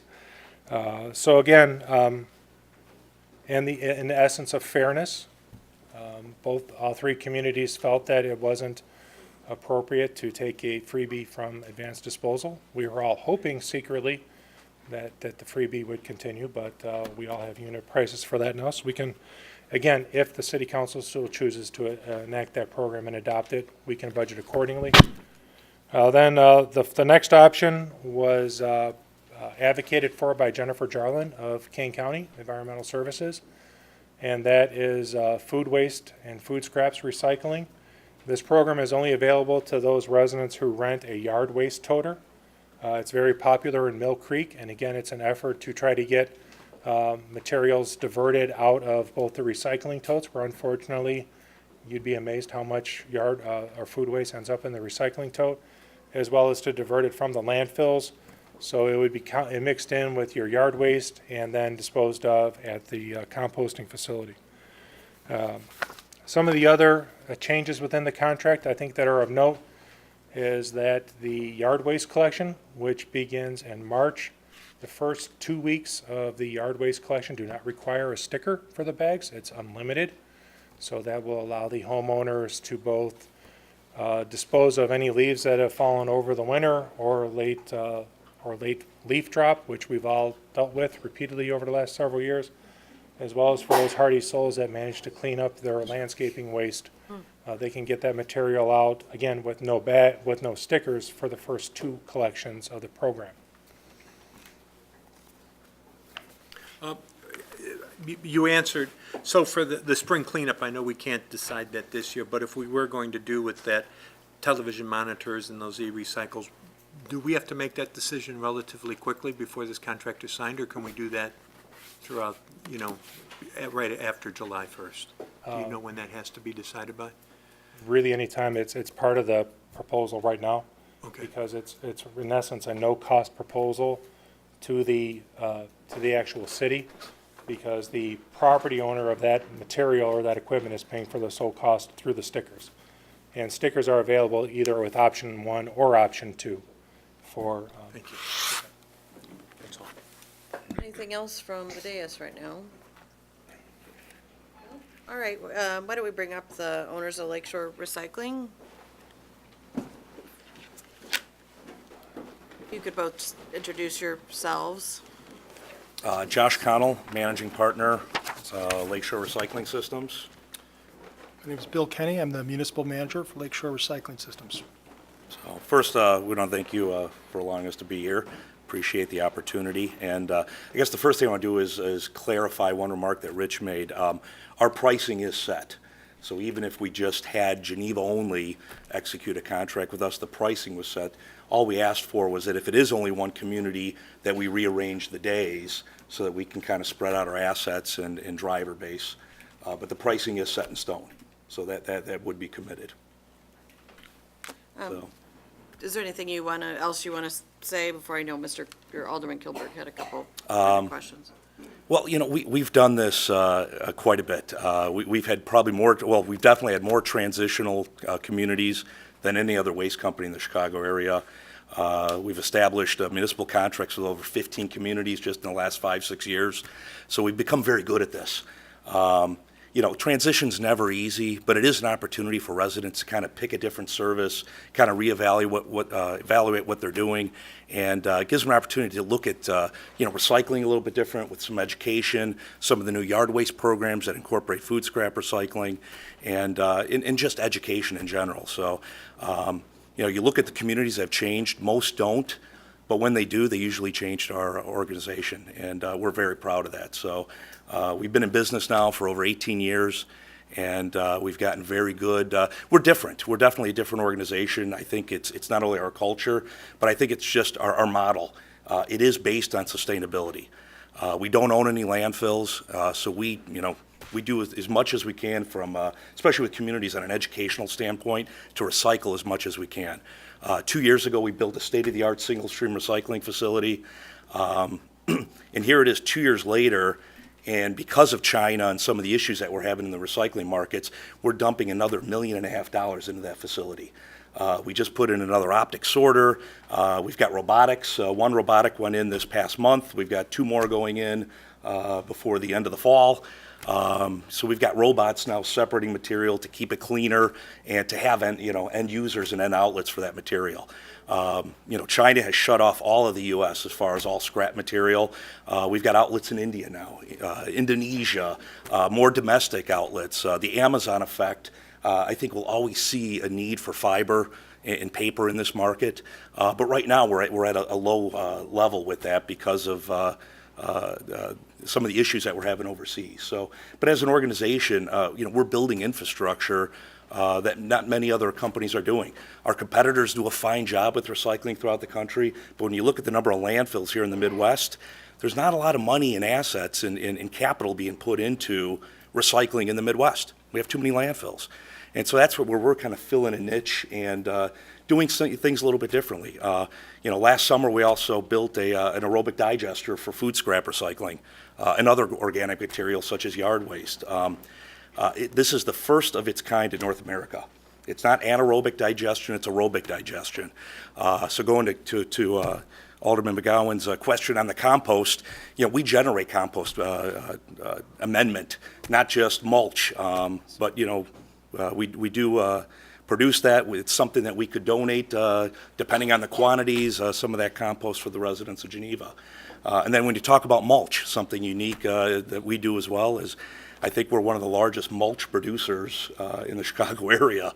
We have 5 construction and demolition recycling facilities. We take all of that wood and we make a nice mulch product. And, we sell that mulch to many municipalities. We donate some of that mulch to municipalities as well. So there are some things that are very unique to our model and the things that we do that aren't typical with your average just waste and recycling collection pickup. Also peripherally, we're in the community too. We service a lot of the parks and public areas around here with our pit stop, portable restrooms. We also street sweep, City of Geneva. So there is definitely familiarity with the city. Alderman Kilberg, did you have some questions directly for Lakeshore? your strategy is Microphone. I just, I'd ask a question about deploying trucks in the area. I know that's been one of the things that seems to have worked with Advanced. Obviously, a big part of what you do is your equipment and your drivers. Mm-hmm. Can you talk to that a little bit? Well, we run a fleet of over 350 trucks currently. We understand the trucks that are needed for the Tri-Cities contract. We're prepared for it. We knew about this contract months in advance. We did purchase quite a few to meet the contract, and we've also lined up some vendors to have rental trucks available because we always want to have a good mix of backup trucks, a ratio to the trucks that are on the street every day. So if there is any kind of issues, we've got trucks, plenty of trucks. Drivers is a good question. I mean, will we have to hire more drivers? Absolutely. We don't have 15, 16 drivers just kind of sitting around waiting for a contract to start. But we're good at that. That's what we do. We hire drivers every month. We train them appropriately. We will have some experienced drivers in the area that we take from some of our other nearby contracts so that we do have, good onboard training. And safety is a big part of our culture too. So, we'll have a risk management team that will be a part of the contract the first 30 to 60 days, working with our field team. Thank you. Alderman Bruno. Thank you, Madam Chair. To that fleet, so where will those trucks be staged to service the Tri-Cities? Right now, we've got 2 nearby garages. We've got one in Cortland, Illinois, and we've got one in West Chicago. So we kind of surround the Tri-Cities on the east and west. Do any of those vehicles use alternative fuel, or are they all diesel, or? We do run a small fleet of compressed natural gas trucks. We currently have 12 out of our 350. We do purchase new compressed natural gas every year. We've got 2 compressed natural gas trucks coming next week, and we will deploy, we'll probably sprinkle those in over time, but to meet the needs of this contract, we can't get compressed natural gas trucks quick enough. Thank you. So, Alderman Ruby. Could you tell us where the waste goes, which landfill locations, and also the recycling, where that ends up? well, unless our relationship is strained with Advanced Disposal, it'll continue to go to their Batavia transfer station and their landfill. Okay. And the recycling will end up at our facility, which is in Forest View, Illinois. Okay, and then where does it go from there? Well, from there, we separate the material, so 80% of the material that comes in is separated with automation. From there, we create, obviously different bales of different commodities, and the commodities are sold to end users. So it could, some of it's going overseas to India, like I said earlier, and some of it's kept here domestically. But there's a wide variety. So some of our plastic, to give you an idea, goes to Mohawk Industries. They're a big carpet manufacturer. Sure. So they're buying plastic from us to turn back into carpet. So. Thank you. Anyone else right now for Lakeshore? No? Oh, Alderman McGowan. Thank you. I saw earlier on the Lakeshore website that, that Lakeshore does not own or operate a landfill. So can you tell me a little bit more about that? Why is that a good thing? Why does that matter? I don't understand. We're compelled to, oh, I'm sorry, excuse me. We're compelled to recycle as much as we can, to sort as much recyclable material we can out of general waste streams. That's, our blueprint is different because we don't Okay. want to put stuff in a landfill. All right, We- you mentioned this a little earlier. It's Yeah. coming back to me now. Okay. But at the same time, though, they're not like they're for sale everywhere either, so Yeah. they're kind of harder to come by. So obviously you do need to put items in a landfill, but you just kind of like pay someone else who already has a landfill. You, instead of having to own or operate your own. Yes. Okay. And is it just, you consider that just to be like a cost savings in addition to the fact that you tried to get away from having to put material in the landfill as much as possible? It'd probably be a little bit of cost both. savings for us to own a landfill, no doubt. Great. But because we don't, we sharpen other skills that we have to be competitive, like we have in this RFP. But also, too, like I said earlier, the Midwest, there are a lot of landfills, and there's a lot of competition. I think that bodes well for us. That's helpful. But I think those that own landfills probably have a competitive edge versus those that don't, when you consider the mix of recycling versus solid waste.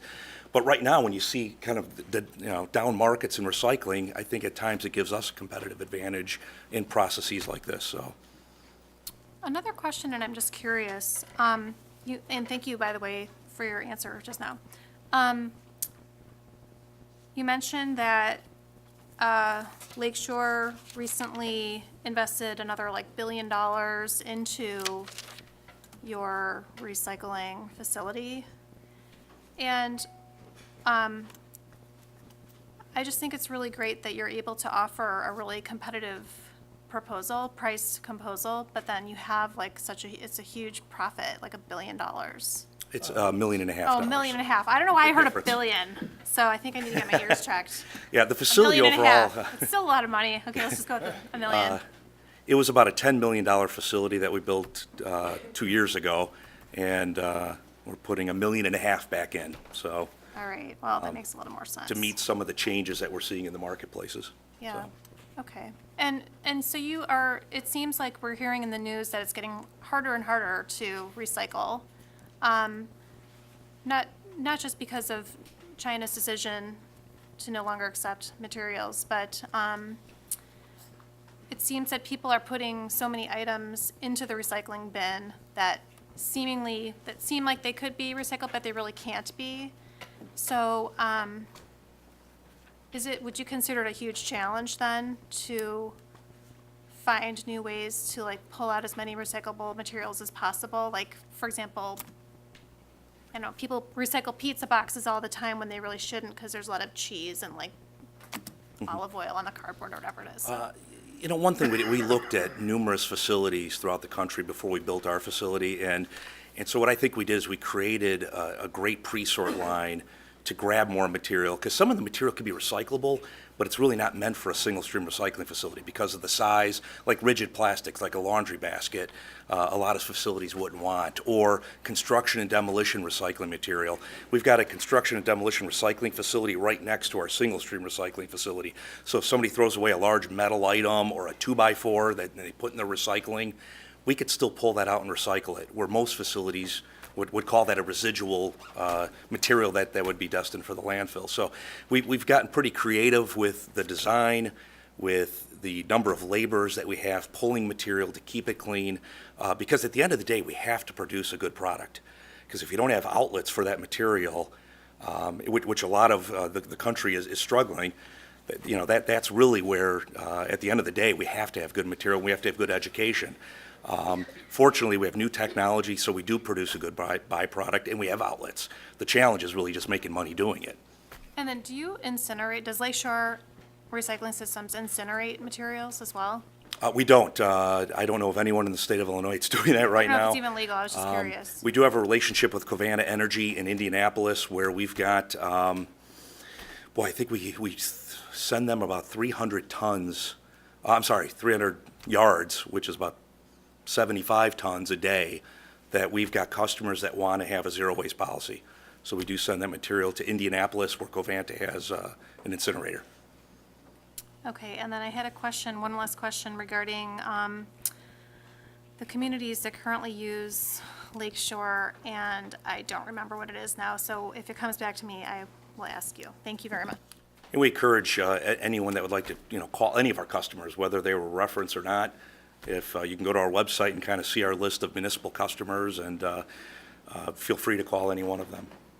I had a resident who reached out concerned about the process going from one provider to the other. You said you've been in a lot of transitional communities. Can you just quickly walk us through how this happens when you're taking over from a longtime provider in terms of the picking up of the totes and you bringing your new ones in? Well, the key is education. I mean, so one thing that we've learned over the last few years, and I'd like to think we've gotten better and better at it, is education. So, we'll have teams that are maybe at the grocery stores, the metro station. We'll kind of create a little kiosk where the grocery stores will allow us to do that, where we can kind of have a laptop there and an individual to answer questions. And for those that want to have, subscription services, if it is option one and it's like services, they could sign up for the cart size and do all that. At the same time, we'll have a web portal where residents that don't want to have the pay-as-you-throw sticker and want to have a cart, they could sign up for the cart size that they choose. So we try to make that real easy. Even in our best efforts, we've only hit about 70% of the residents with that. You still have residents that they don't see anything, they don't know, and all of a sudden, a week before the contract starts, we've got carts being delivered. So we'll try to have the carts delivered the last week in June, before July 1st, and then we have staff available 24 hours, 7 days a week, even on Sunday. If we've got to deliver a cart, we try to make sure everyone has a cart, and if they don't, we try to recover within 24 hours. There'll definitely be a street or a home on a street or a little cul-de-sac where somebody was missed. It's the recovery that in our opinion, has been vital to making it successful, so that you guys don't get calls and staff doesn't get calls. That's definitely something that we don't want. And setting up shop within town, it helps. It's just availability so that we can get to more residents, so. Yeah, it's a lot of community outreach too, on our end, whether that's mailing something out, whether that's setting up at a library, some civic organization, or wherever the city might want us to set up and talk to people. We talk to people in big groups that have questions about this stuff, and so we're going to be available to anything like that the city might want us to do. Very hands-on with that stuff. And social media. So whether Social it's the media, Geneva yeah, Moms group, or we'll try to reach out to all those groups through Twitter and Facebook. And You've done your homework if you know about Geneva Moms. So, it's hardly just people in a pickup truck slinging out carts. It's a lot more than that. any other questions for Lakeshore right now? Alderman McGowan. I remembered my question. Thank you. Getting back to the yard waste and food scrap composting, in the towns that you currently provide services, that Lakeshore currently provides services for, is the compost, the produced compost, available to residents in any of those communities? It hasn't Or been. no? Okay. So to the extent that we have, because we take it to different places. But Josh mentioned earlier the aerobic digester that we just bought. And we're planning on putting those in different facilities when we can get permitted and when we have a footprint. That only produces, we put in about 14 tons of that every night. That only produces about 6 or 7 tons a day. So, it wouldn't be something I could look in the eye and say, yeah, we'll get you a certain amount of this, but. We've offered it, no one's taken us up on it Right, though, yeah. so. It's something that we would be willing to put a pilot program together maybe if the city was interested in that. It's a soil amendment, so it's not mulch. It's a very rich soil amendment that it's almost Right. like a Milorganite or something that you would use to enhance a garden or What word did you just use? a Milorganite. How do you spell that, please? Oh, gosh. How dare you? What letter does it start with? Okay, I'll look it up. It's out of, I think, Milwaukee. Okay, and then it's out of Milwaukee? It's a company, yeah, I think that's where it's That's the name of a company, Milorgamite? Milorganite. It's a product. So, that- okay, Yeah. I learned something new, I thank you. don't, it's not, it would be similar to it. And I just wanted to clarify something, or just, hear it again, I guess. You said that if the city of Geneva were to go with Lake Shore as our new waste management company or hauler, my garbage would still be picked up at the same time and the same day of the week as it currently is? You would just kind of go with the same exact schedule as far as streets and things like that? We would definitely try to. Whatever information we're given, we will try to keep to the same route. Is it perfect? It's never perfect. But will people that are serviced in the afternoon be picked up in the morning and vice versa? No, we'll try to kind of match up where the current routes start. And again, this is, if we're given the information, we can make it almost, we could be 80–90% there if we know the starting points of the current routes. Sometimes you don't get that information. But we figure it out over time and we make the adjustments. And if it's an issue, we've made adjustments And I with just want to communities. clarify, I don't mind having my day and time changed, but I know that a lot of residents kind of prefer to know, they just kind of like to keep with the same schedule. So I was just curious. Hello. The days of collection will not change. And it is a constantly evolving process. For example, just last week, we sat down with Advanced Disposal and supplied them and worked with them because they're actually looking at tweaking their routes in the last 60 days of their contract. So that is something that's constantly ongoing between my staff and all our contractors really in that matter, be it street sweeping or refuse collection. Okay, thank you. Anything else for Lake Shore? No? All right, thank you for coming up and talking to us. Thank you for the opportunity. Thank you. Thank you. I know we have representatives from Advanced Disposal. Madam Chair, if you could indulge me? Yeah, sure, of course. There were a couple of things that we haven't discussed, believe it or not, about this contract. The first one, and again, this is a dramatic change that I should have brought forth earlier, and it is included in the board packet, but I thought it was important to get out in the public also, is that this contract requires whoever the vendor is, at the end of their contract, within the last 30 days, is to institute a sticker buyback program to assume all of the risk about recovering the cost of those stickers. So the city does not have to deal with that event. And again, that is for 2023 for the month of June. One of the other items that was not discussed was collection at city facilities.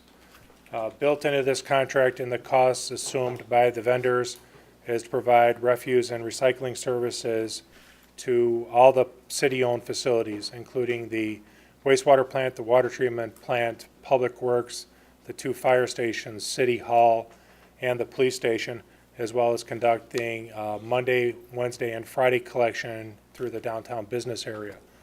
That also includes recycling. By the way, even though we don't have recycling cans out there, that was built into this contract that when we, as the community, feel we have the resources or the need to implement recycling into downtown, that will also be required.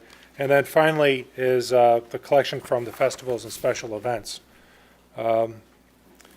Built within this contract are the requirements for the vendor to provide service for Swedish Days, the Art Festival, the Geneva Concourse, Festival Divine, and the Christmas Walk.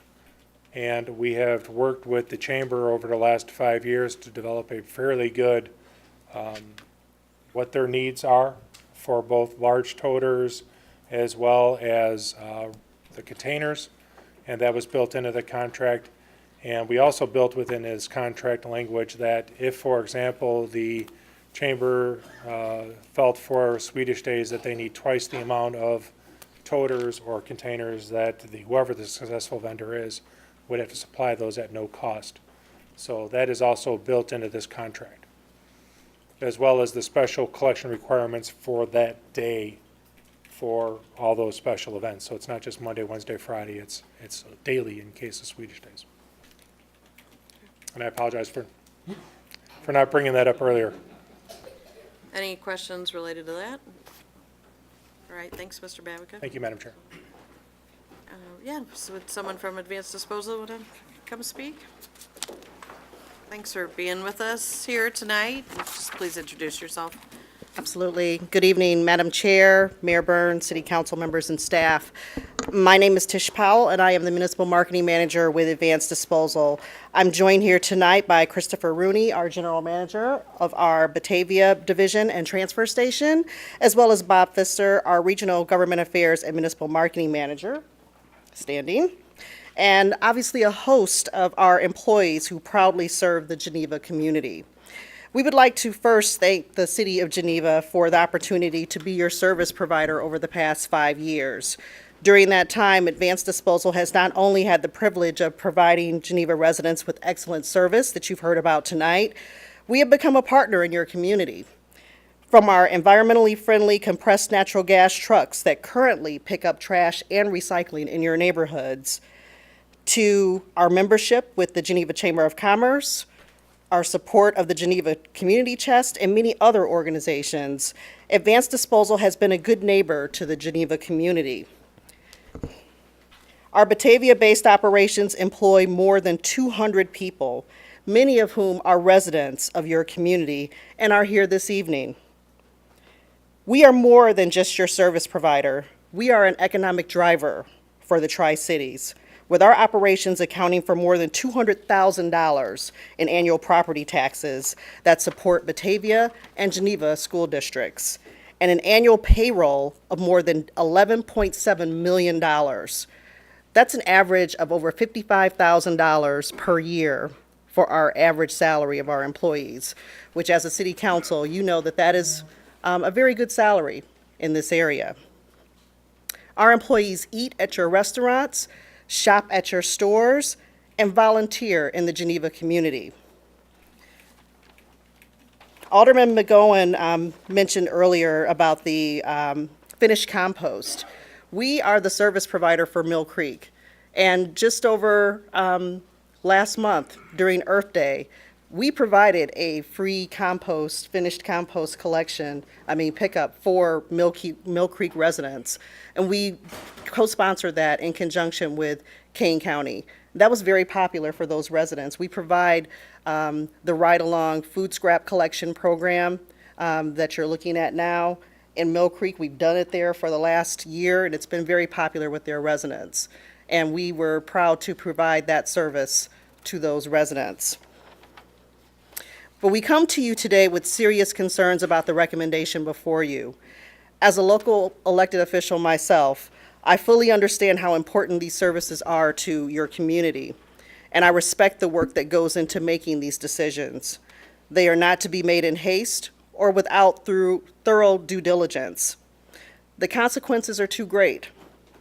I would like to point out that the city chose to utilize an RFP process versus a bid, which allows the city to negotiate with any of the vendors and consider a wide variety of important factors in your decision-making process, not just solely based on cost. Now, Chris and Bob will go into more detail about some of our concerns and the important factors that really need to be considered. But it is our hope that after hearing those concerns this evening, that the City Council will reject the recommendation before you tonight and direct staff to negotiate with us to ensure that your residents continue to receive the high quality of services that they have come to expect. Thank you. Thank you. Well, good evening. My name is Bob Pfister. I'm the Regional Municipal Marketing Manager for Advanced Disposal, and I recognize a lot of faces from 5 years ago. I was the one up here for Advanced Disposal. There was quite a difference 5 years ago. We had a written operations plan. We had a written transition plan. We showed exactly how we were going to transform the community here, and we did everything that we said we would do. Our service here has been first rate, we believe, for the last 5 years. Before I get into my prepared talk, I'd like to just address a couple things that have been said before. First of all, over here there was a question about the senior rate and toters. We offered a senior rate of $8.75 in option 2 for seniors, because seniors are important. Seniors are on a fixed income, and we address those in both of our options. So I just wanted to point out that there was a senior option of $8.75 that we proposed on that. Alderman Bruno, you had asked early about, you didn't think anybody proposed anything with a base rate and a sticker. Well, we proposed an alternate proposal for a base rate and a garbage sticker to keep the volume-based program, and that sticker price was $2.15. So we didn't hear anything of it, nobody asked for it, so it didn't seem like it got any traction, but, you know, we gave you an alternate that was not part of the bid, but it was something that we thought was important to the community. We use that model up in Cary. It works really, really well. It takes care of the cost of recycling because it's not free, as you had said earlier. There is a cost to it, but it also allows the residents who don't use a lot of garbage to not have to pay for their stickers, so they can move stuff into the recycling. We see the National Sword in China. This is a scary time. I've been in this business 38 years, and I don't know what's going to happen in 2 years, and I don't think anybody behind me is going to be able to say what's going to happen in 2 years. China just shut off a whole month worth of recycling. We don't have the infrastructure in the U.S. to meet the 0.5% contamination rate. We won't for years, even if we start developing it now. So what happens for 2 years? Okay, this is a scary, scary time. Also, I don't think it's fair to say that the RFP process brought us down from our proposal prior to the RFP. Our proposal, just a couple things, it included household hazardous waste. It included the big bellies that were important to the city. Those are the solar-powered compactors for the downtown area. It included those. It included Saturday services. Okay, it included battery disposal. Those are just the things that came to mind while I'm sitting here. So to say that the RFP process lowered our rate, we had a lot of things in there that we thought were important to the city of Geneva, and that's why we proposed those prices. So the RFP process had different specs. We were able to put those prices in individual terms. So I just wanted to point out a couple of the things that I had heard earlier before I start my prepared speech. So I think you can see by the number of attendees we have here that we care about Geneva. We want to stay your service provider. We, as Tish said, we employ 200 people, and you have a good percentage of them here because they're good employees. They care about their work. They care about our customers, and you're our customer. Our price to you is our price, whether Batavia goes with Lakeshore, whether St. Charles goes, our price is to you. You're our customer, okay? We put in a very aggressive bid for this service. We lowered our cost, and we're still maintaining the exceptional service that you've come to expect and your residents have come to expect. And I think you heard that tonight. There are no complaints with our service. We've stepped up when we had to, and we lowered our price. You received an extremely low price from another competitor. Okay, there's no doubt about that. But let me put that price into perspective for you. It's 16% lower than what we proposed. It's 24% lower than the current rate. It's 38% lower than the next lowest bid. And it's 9% lower than our first-year bid price 5 years ago.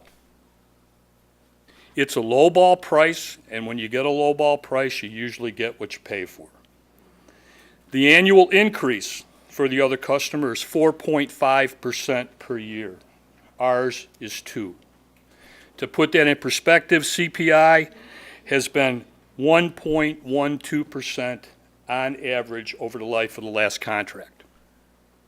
Our senior rate for the half-bag disposal, we're lower in years 3, 4, and 5.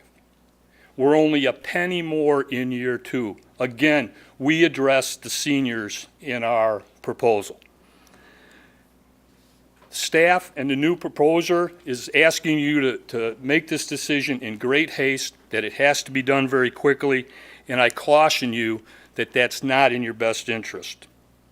You need to do a due diligence, or I suggest you do a due diligence to look at their written proposed operations plan, their written proposed transition plan, and do a complete evaluation of the equipment they have on hand and the equipment they're promising to have. And you need to have that in writing. And there's a lot of important questions that you should ask concerning those plans. For instance, how many trucks are they going to use? Is there going to be a day change? What if all three municipalities don't go with it? How are they going to communicate that to residents in 30 days? Will they double back through those neighborhoods that have a day change? How many weeks are they going to do that? What's their proposed routing? Are they going to change it? Are they going to go next to schools and by schools when kids are coming out at 7:30 in the morning or going in at 7:30 in the morning, coming out at 3:30? Don't take their word for it. See their routing scheme. It should be done now if they've come before you. How are they going to handle the sticker transition? Do they have a detailed customer list that shows the customers and what size cart they use? How are they going to deliver their carts? Are they going to use a subcontractor? Are they going to have them out and start delivering them on June 25th? That's the last week of the contract. So it's not a July 1. Carts have to start being delivered on the 25th, the week before, because our carts will start coming off the street. And nobody should be without a cart. Okay? How are they going to transition for communities? We talked about St. Charles, Geneva, and Batavia, but they were also awarded Lisle, which starts the same time. 33,000 single-family units and about 5,000 multifamily units, all starting July 1. How are they going to ensure the transition for Geneva is seamless? How are they going to honor the current stickers? They're required to take them for 30 days. Is the $350,000 performance bond enough? That's only 3 months of service if there's a default. How are they going to get their trucks? How are they going to get their drivers? How are they going to get their carts? How are they going to get their supervisor? We have our supervisor right here, Steve Gatto. He's been in the business for 39 years. 1 more year than I did. I had the privilege of working with Steve back in 1980. We started at Melrose Park together. So I've been working with Steve for 38 years. Phenomenal supervisor, and he's your supervisor. How are they going to get somebody like that? Your price is 12% lower than Lisle. If there's a service pinch for a startup, who is going to get the service? The low price or the high price? These are all just questions you need to ask, and you need to be comfortable with all these before you start. And you shouldn't be able to rush into this. Our drivers we have here are some of the best drivers in the entire industry. They like working for Advanced Disposal. They are going to stay with Advanced Disposal. They're our most seasoned drivers. So you may be promised experienced drivers, but our drivers are going to be staying with us. They like working for us. I think you need to see the written training program. You need to see their written safety program, and you need to see their hiring standards to see if it matches up with our safety standards, because we have the best in the industry. I'm very proud of our company and what we do and how we do it. We talked a little bit about the downtown, the Saturday pickup. We bid $57.20, $5,700. They were at $26,000, okay? Then we see in a memo that staff is negotiating that price with them. Why weren't we given an opportunity to negotiate? If in that May 10th memo, why weren't we given the same opportunity to negotiate with that? We proposed the alternate, like I said, with a $2.15 refuse sticker with a base rate for everybody. That's a very, very fair way of doing it. I'm just going to finish up here real quick. We bid the big belly compactors. They didn't. We went out, found out how much they were, where they were, what the cost is. We took the time and the effort to do that. Disaster is something that I think we never want to talk about it, but it happens. I've been dealing with many of them over 38 years. Our bid price mimicked the FEMA reimbursement prices. Theirs was much, much higher. So if you have a natural disaster, God forbid, and you have them and you go with their bid prices, there may be a section that you don't get reimbursed for that's going to have to come out of your pocket. We looked at what the FEMA was reimbursed and that's what we bid. We believe that we were the lowest, most responsible bid. Okay, we lowered our price substantially. We know what it takes to service the community. You have the opportunity to save your residents money. You have the opportunity to keep the same high service standards you have now. You keep the same collection days, and you don't risk a rocky transition during a holiday week if you stay with advanced disposal. We did the downtown street baskets on our own. We took that upon ourselves to increase service over and above the service standard, and I think we did a great job for it. We've done a great job for you. We want to be your service provider, and I ask you for your vote tonight to stay with advanced disposal. We're 8% less than what the current rate is. It's only 16% different than theirs. It's only 50 cents, and you get to keep the same service level, the same employee commitment that we have here that will be servicing you for a long time. So anyway, thank you very much. I'm available for questions as soon as Chris is done. So thank you. Thank you. Good evening. My name is Chris Rooney. I am the general manager for Advanced Disposal in Batavia. I'm also a resident of Geneva. I live at 372 Prairie View Drive over on the west side of town. I want to talk to you tonight a little bit about safety and kind of some of the things that we do to ensure that our vehicles and our folks perform safely in our neighborhoods every week, because it's very important to me, and it should be very important to you too. So it starts with hiring people, right? So all of our employees have full detailed background checks, pre-employment drug screens, and are placed in a random drug and alcohol program. Even us office folks, I've been tested, I couldn't tell you how many times in the past 2 years. Driving records are checked, and those who don't pass muster aren't hired. And we check them annually to make sure that, you know, our folks are keeping up and are doing the right things all the time. Our hiring standards and our maintenance standards for our drivers are higher than the DOT requires, and it's very important. We train all the time. Our drivers have an initial training period. They come in, we have a period of classroom training, and then they go on a route for at least 2 weeks with another driver trainer. We train on OSHA topics, we train on industry standards, we train Smith System defensive driving techniques, and we constantly retrain on these items.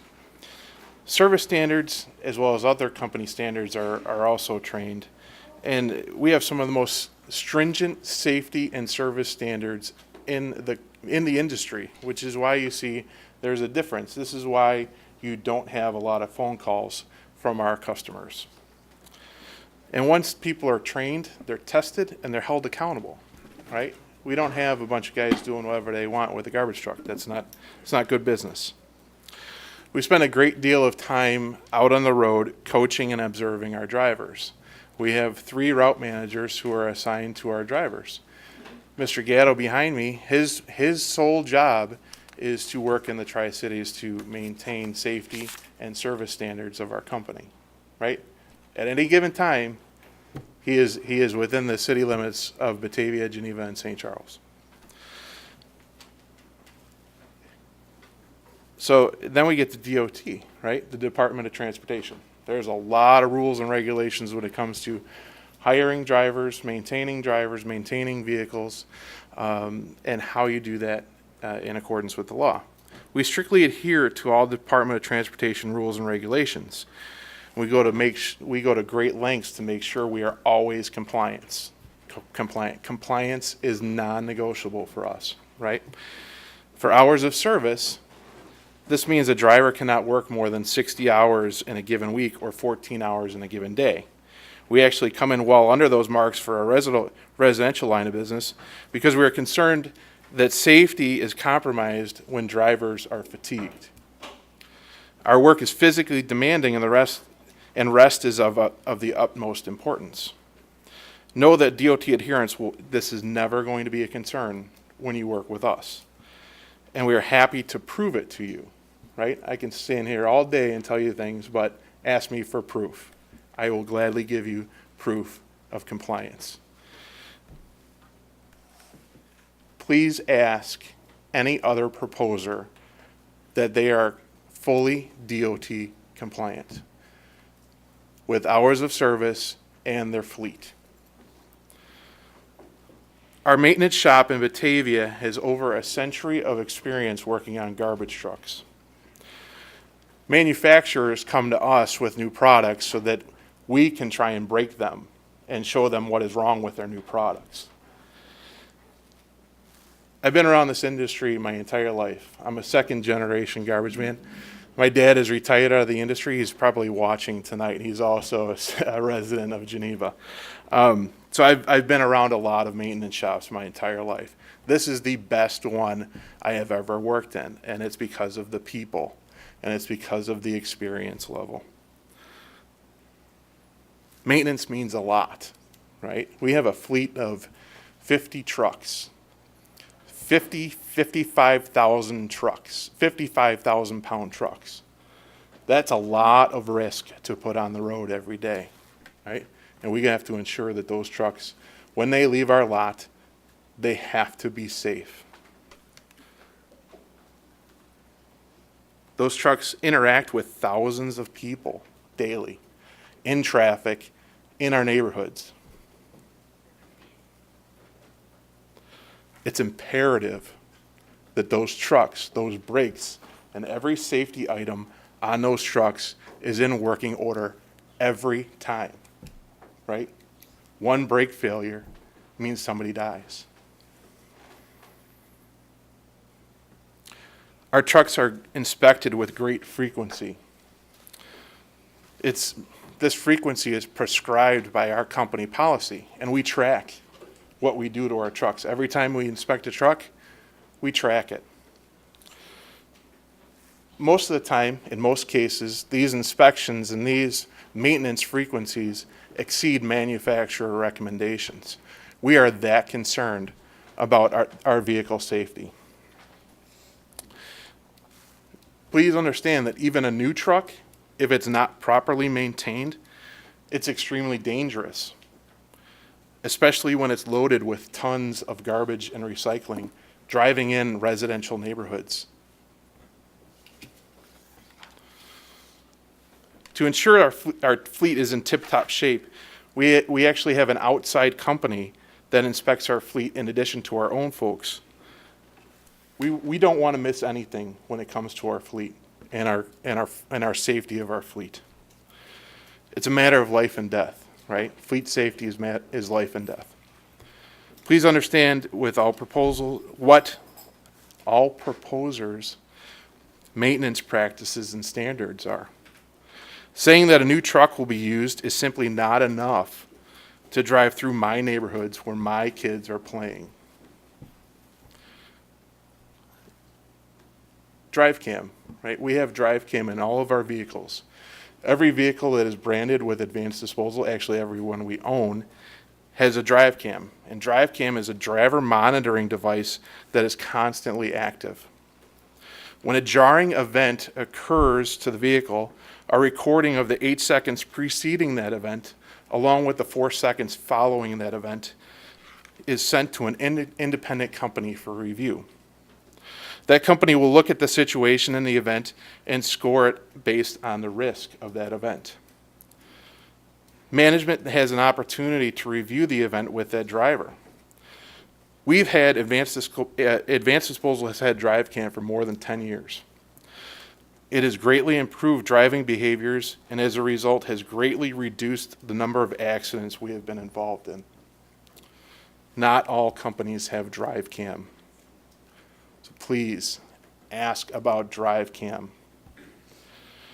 As you can see, delivering waste and recycling services is a very complex and involved business. Even a small mistake can have terrible consequences. Advanced Disposal takes its responsibility to deliver service safely very seriously. If you are still considering switching vendors, ensure my kids are safe by understanding how and what a proposer is doing to avoid an unthinkable tragedy.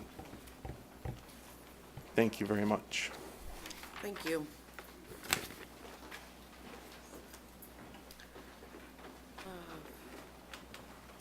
Anybody from the dais right now have any questions of advanced disposal or of Lake Shore, or we can welcome anyone from the audience who might want to speak? Come on up.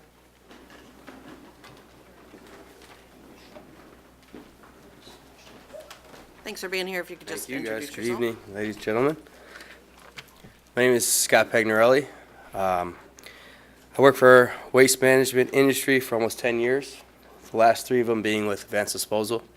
But more importantly for this meeting, I've been a resident for Geneva since 1992. I'm very familiar with the waste industry, and I've worked for a few different companies. I feel like I have a unique perspective I'd like to share with y'all. Advanced Disposal, more than any other company I have worked with, has a level and focus of customer service and safety that is far beyond the rest of the field. The level of knowledge of the supervisors and drivers in this town, in our town, is invaluable. The level of pride and care of the citizens in our town is unmatched. For example, knowing that the city baskets on 3rd Street in front of Democracy and Kilwins will be overflowing by noon on Sunday if it doesn't get an extra dump, and taking it upon myself to drive a pickup over there to dump it before any of those ice cream cuts hit the streets. That's pride. That's passion for Geneva. You won't see that from out-of-towners. Knowing that the crosswalks by Harrison School will be packed by 2:15 with children, and making sure that we route our drivers accordingly to avoid those areas with nothing but the children's safety in mind. These are examples of service, focus, and pride Advance has in our town. It is the invaluable and intangibles that we provide for this town that you won't see in these proposals. I can safely say that everyone in this room, including the competition, would sacrifice a few dollars more a month to ensure the safety, sense of pride, and that attention to detail stays at the highest level possible. We all have taken something for granted and realize it too late. Let's not take for granted the local company who has been servicing our town safely for the last 5 years for an unknown provider who is just looking at our town as a contract and not a community. Thank you all. Thank you very much. Ms. Gaines?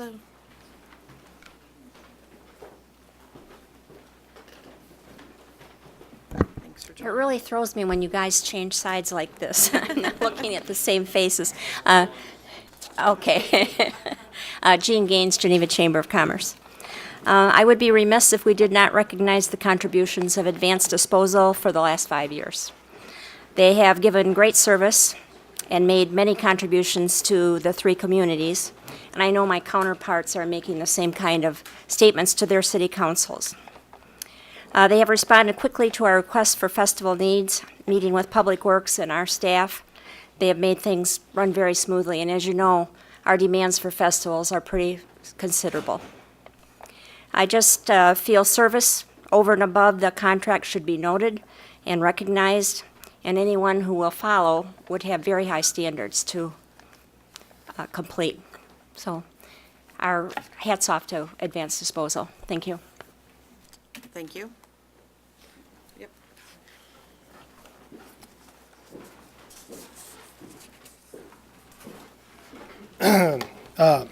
Good evening again. With due respect to our competitors, they make compelling points about having children on the streets and the safety of kids especially. I live in Geneva as well. We are not outsiders to this town. We have employees, including myself, that live in this town.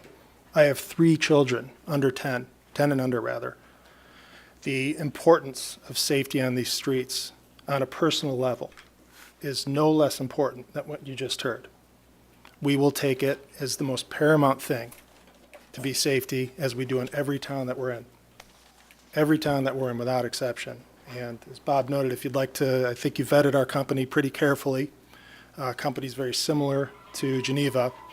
And that's my theme music when I'm really getting going here. I think that you vetted us carefully enough and with a lot of caution and diligence and detail to know that we are very safe, that we are very safety conscious. I would put our record against anybody's in the industry. Again, on a personal level, that is no less important to me and many other people that work in my company, that drivers in this community are very safe and responsible. Thank you. Thanks. While you're up here, can I ask you about your DOT adherence that was mentioned? Yeah, I'll defer to Josh. Do you want to talk about that?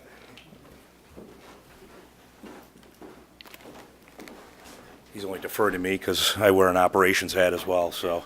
But again, we not only maintain DOT compliance, but we look to excel in that regard.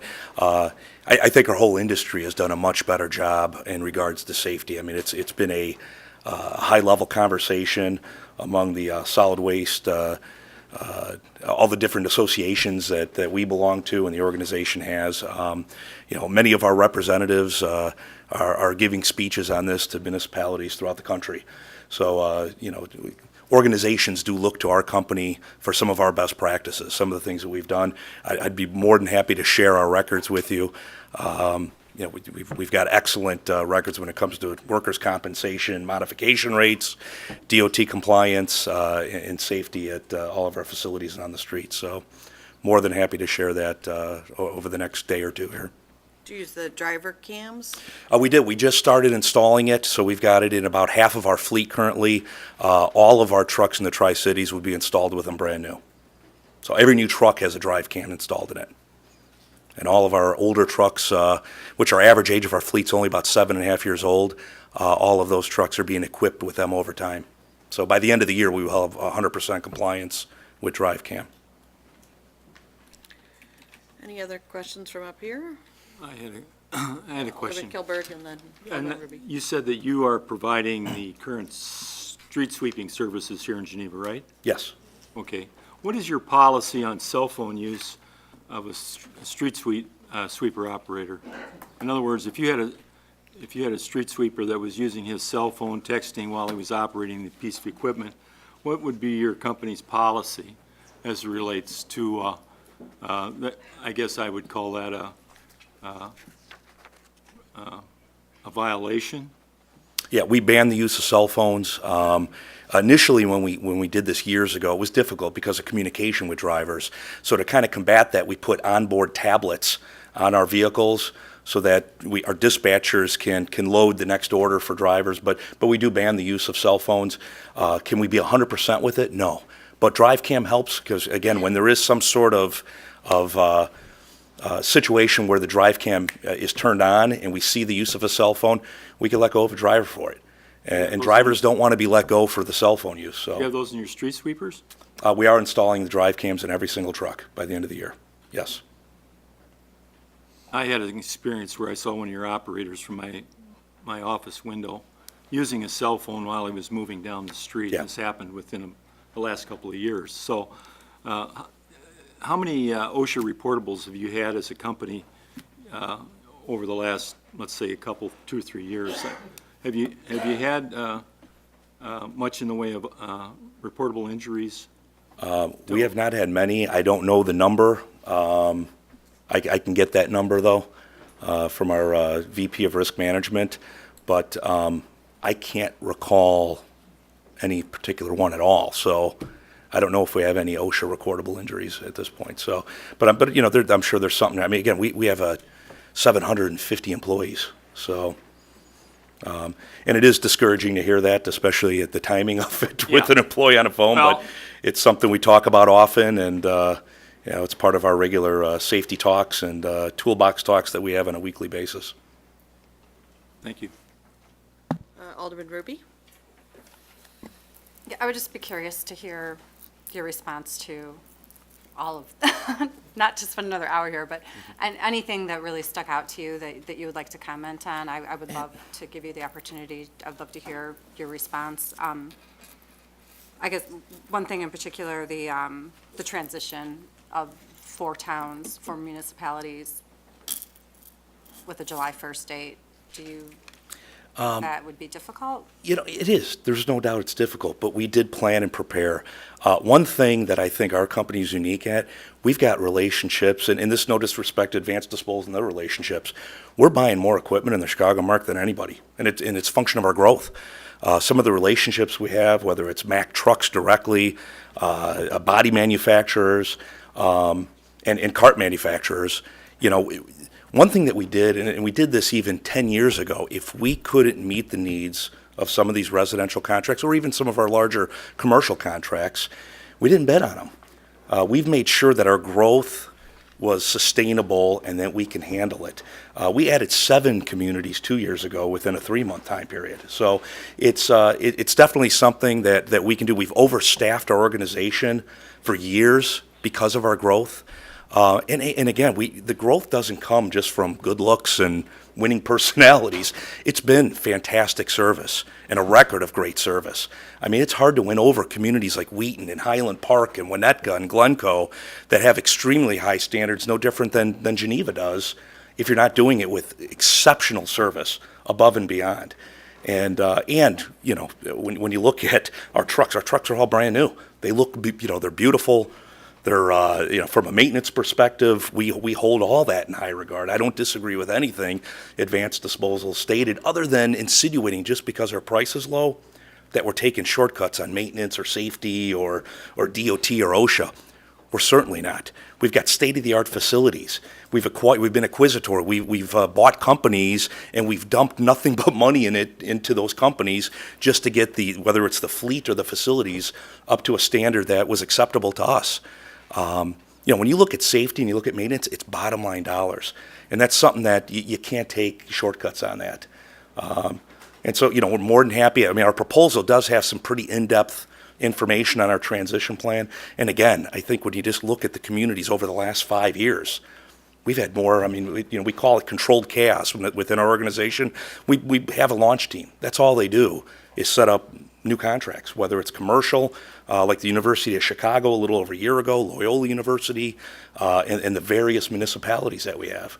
So, you know, we've got a launch team that's all they work on is the transition, whether it's communication or recovery when we do make a mistake in that transition, which inevitably will happen. There'll be somebody that doesn't have a cart that should have gotten a cart, and it's recovering quickly so that they don't go more than a day without a cart. Do you have enough drivers currently, or would you need to hire new drivers to meet the demands? I mean, to be honest, and I hate when people say that, it kind of insinuates I'm lying on other times, but no, we probably don't. So we would hire some drivers. We do have a bench of drivers. We do have our own kind of onboarding with drivers that we have. So we've got 5 or 6 drivers available, especially this time of year. You know, we hire a lot of drivers April 1st, knowing that we're going to train them and put them to work throughout the summer and into the fall. So, you know, we have been hiring drivers. We're very close to having enough for these contracts. And because, again, you do want to train them, and you do want to make sure you've got the appropriate number. And what we're doing is we're taking drivers for, you know, experienced drivers from the North Shore and from Wheaton and from other parts of Kane County where we do work in Sugar Grove and Montgomery, and we're taking some of those drivers as part of the implementation. So they will be drivers that are training and working in this community for the first 3 to 6 months. What about the drug testing that was mentioned? Does your company do that regularly as well? Absolutely, and we go above and beyond DOT requirements with that as well. Okay, thank So- you. Alderman Maladra. Microphone, please. You subcontract. We don't subcontract any of the regular services, but the implementation, we will have the cart manufacturer deliver the carts. We work closely with them on many of our transitions. They've got teams, that's all they do. They build the carts, they deliver them to the Chicago market, and they've got teams that will help deliver them. It's the same company that many of our competitors use. Some of the other large cart manufacturers have similar teams. So that is kind of common practice within our industry. We work closely with them. We have a web portal that, you know, staff could log into daily, so you could see the progress you know, in the last week of June to see what carts were delivered and where we are to meeting that goal. So, And that actually leads to the second question about a transition plan. when you talk about being able to meet a goal and having the manufacturer deliver the carts and things like that, you obviously have to have a plan that you can track to. Transition is something you do a lot of, so I think that these plans are almost template in nature. Have you provided one to us? We put a plan in place within the RFP. It's not always as detailed as the actual plan because some of it is fluid here as we talk to your team and find out what the needs are and also what option are we looking at too. You know, option 2 provides more carts than option 1 does. Right. So some of those things kind of have to be vetted and until we develop the plan to its fullest. And anything that we do, we get your approval. We want to make sure whether it's a Facebook post or any kind of brochure or publication that's put out there, it's got to go through the process of being vetted by your staff. Is Rich still here, or did he escape in the crowd? Tall one in back.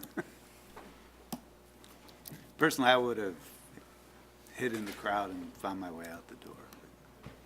So regarding the transition plan, have you talked to these guys about what they're looking to do? You've seen what he's put in the RFP, and you're comfortable with where we're at? Correct. Last, today's Monday, Thursday. Both Josh and Bill met with senior staff at the Public Works Building, including myself, the Superintendent of Streets, Fleets, and Facility, Barb Nikoloff, who is our primary contact person for customer service issues with the refuse contract, Chief Passarelli, who, again, focused on start time. Those were made perfectly clear to to Lakeshore Recycling, as well as pedestrian safety issues and areas of concern with the schools. Kathleen Timoshenko was there to discuss the festivals in the downtown area, as well as special needs within SSA 1. And as part of that conversation, those topics were all discovered, and then we discussed, and then we also started transitioning or talking about the transition plan, specifically about the ordering of the stickers. They would like to use the city's logo on the sticker, and we informed them that there would have to be a release signed by the city to allow them that use. They talked about manufacturers. Also, Rita Cruz, the finance manager, was there to talk about that program and the impacts that involves. Discussing the local distributors of the sticker program. Again, based on the direction that staff received from the City Council at the January special committee meeting, our focus has been on option 1, the pay per bag or the volume-based system. So therefore, a lot of the discussions were based for the transition for that rolling out of that system. But those talks have begun, and again, depending on which direction the City Council chooses to direct staff today, we'll have further meetings and keep going forward. Okay, thanks. Anyone else from up here? Alderman Ruby. Just one quick question. Do we know how many residents in Geneva are seniors, percentage-wise?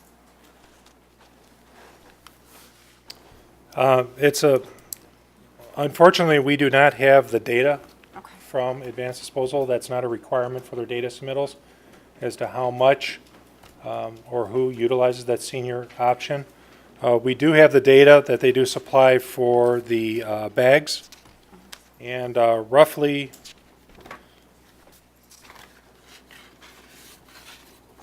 Are you referring to the 20-gallon bags? correct. Okay. Yeah, I was thinking. Roughly, more we from go population. through the average annual for the last 4 years, where I have an annual 12 months, is 2,437 is the annual average over the last 4 years. Okay, So we have 7,200 stops, so 2,400 bags is a very small minority of the overall contract. all right. Thanks, Rich. No one up here. Anybody else in the audience? I just want to lastly say before I sit down, we do look at this as a partnership, and no different than Advanced Disposal. There's not one community that we don't give back with something. whether it's our time, whether it's additional festivals or additional pickups or delivery of mulch for the park district, or like I said, we've offered some people our compost, and maybe this season as the summer goes on, people will take us up on that. So we do look at that definitely as a long-term partnership, and we are willing to give of our time and some of our resources to be part of the community. And right now, if you look around, and hopefully after you leave tonight, you'll see you'll see our construction dumpsters all over Geneva. You'll see our portable toilets everywhere. We've been part of this community for quite a long time, so thank you. Thank you. Can I ask Mr. Pfister to come back up? I mean, we're here because obviously we don't seem to have any complaints about advanced disposal. It comes down to dollars and cents and us being answerable to our residents for their monthly solid waste bills. Can you walk us through your best bid, your best proposal, what that would look like for an average Geneva resident? Are you asking me to, if I could lower my rate right now? No, tell us what you had on the table and how it compares to what Geneva residents are paying right now. Oh, sure. It's, you've, $3.40 a sticker right now is what you're paying. Our price was $3.10, so we lowered it 8%. We know what the costs are here. We've provided excellent service. I don't know what else to say. I mean, I'm up against a lowball price of 24% lower than what you're paying right now. I don't know what else to do. I mean, we've sharpened our pencil. We've given you the service you've wanted.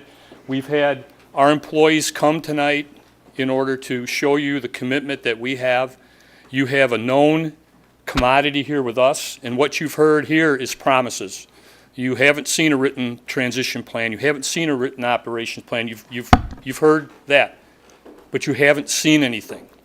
And they want you to move quickly here, but this is the most important decision you're going to make. Garbage touches every single resident. And we sharpened our pencil, and we bid the prices that you were asked for. There's so many items in the bid RFP that weren't answered, that weren't bid, household hazardous waste, the big bellies, whatnot. We answered those. We bid those. When you look at the colored sheet that we had, we were all green and yellow. We put together the best, most responsible price. Are we going to meet $2.60? Absolutely not. Okay? We're not. We're not. We know what it takes to service the community. Our price was $3, or was 8% below what we have right now. Their price is 9% below what we were 5 years ago. And everything, the recycling market has tanked. Prices have gone up. Labor's gone up. I think one thing you should really ask is, are your drivers, the drivers that are going to be here, are they going to be union? Are they going to be 673, which is what ours are?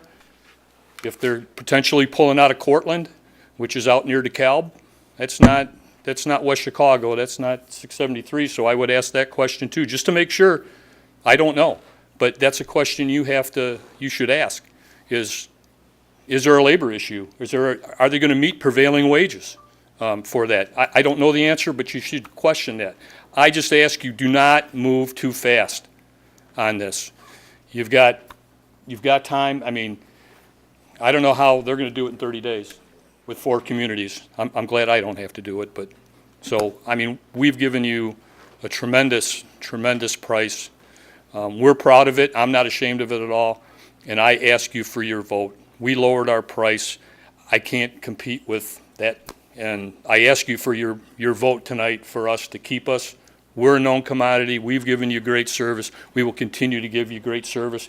We're a Tri-City employer, 200 residents. I heard earlier today that you're looking at expanding to bring more employment, more businesses into the community. We're here and we're growing. We're expanding all the time. We're up to 200. We had the open house that we gave everybody the opportunity to come to show you, to showcase what we've done in the Tri-Cities. We're part of the community. We provide the extra service. That's all we can do. We provide service, and we do a great job. And these people right here are the ones that do it, not me. I get up here and I get to be the mouthpiece. These are the people that do it, and I'm asking you on their behalf. They've done everything they need to do. They've done everything they should do. We put together the most responsible, lowest price. And I ask you for your vote. Thank you. Come on up. And our city attorney did inform me that the RFP required prevailing wages. Hi, Michael Lencioni again.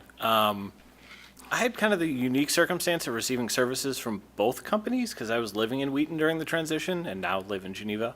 I'll start by saying Advanced Disposal has been great since I've lived here. When I moved in, I had a stack of cardboard in my front lawn that was probably taller than this podium of various sizes, and I had no idea they were supposed to be small. They took them all, so that was wonderful, and they left me a nice little note telling me what they should be. Lakeside was great. I'm surprised to hear that the city of Wheaton said that the transition was bumpy. I didn't experience that as a resident. They sent me 2 letters in the mail, let me know the transition was happening. I was not paying attention to the Wheaton City Council at the time, so that was my only notice. I thought they did a fine job. My biggest question is something that we kind of started talking about earlier in the meeting. Something we did in Wheaton that I really liked is Lakeside put barcodes on all of the bins, and they charged me per pickup. So if I went on vacation for a month, I didn't get charged that month. I was wondering if that was something the city looked into.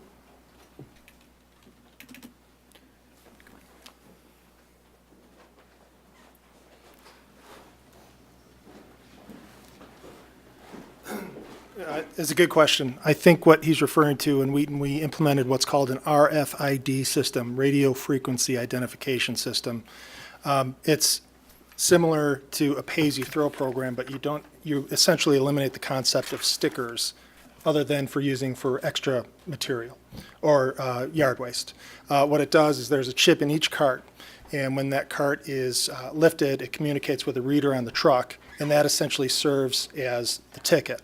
So what that does is that eliminates a personal inventory. If your garbage day is Monday and it's 11:17 at night and you're trying to put your cans out and you realize you don't have stickers, sort of eliminates the hassles of that sort of thing. Also, it's very similar in terms of payment as an iPass. So we have a minimum that people will sign up for, and when it goes below that minimum, could be $5, it will just replenish automatically. It's been very successful. We beta tested this for a good 8 to 12 months before we implemented it, but we do it in about 40% of the homes in Highland Park. We do it in Wheaton, and we've had great success. The reason I'm elaborating on this is for your question, but also just so you know, our carts would all be implemented, the carts that we put in Geneva would all be implemented with this chip. So in 2, 3, 4 years down the road, if the city saw fit to want to consider something like that, you would already have the basis, the foundation of that program in order, and you wouldn't have to go through having more carts. So, Very good. Okay. Thank you. Thanks. If I may. Yeah, come on up. Thank you. Back to your original question, Alderman, about the difference, what it means for the average resident between $2.60 and $3.10. The average resident in the Tri-Cities uses half a sticker a week. So this equates to $1 a month, $12 a year. And we have to consider all the interruption in our daily lives. Is this worth it? Number one. Number two, I live in Geneva. I chose to live in Geneva for a reason. I did not choose to live in Geneva because I wanted a low-cost place to live. I want a better experience with city services. I want better experience with public works. I want you guys to make a decision that's not based on price, but based on the best available option, right? The best available option means that everybody is safe at a very reasonable price. Saying that I am going to be compliant with things that my competitor has been doing for 10 years, a year from now, does not mean that that is a good value option for me as a resident of Geneva. I want the best available right now. Because a year from now means that that risk of what those guys are doing with drive cam alone, the risk is unbelievable. What you will catch drivers doing when they are not constantly monitored, right? The risk is unbelievable. The risk is unbelievable to the residents of Geneva, and it is not worth waiting for. We have it right now. We need to maintain it. We don't need it later. We need it now, right now. Thank you.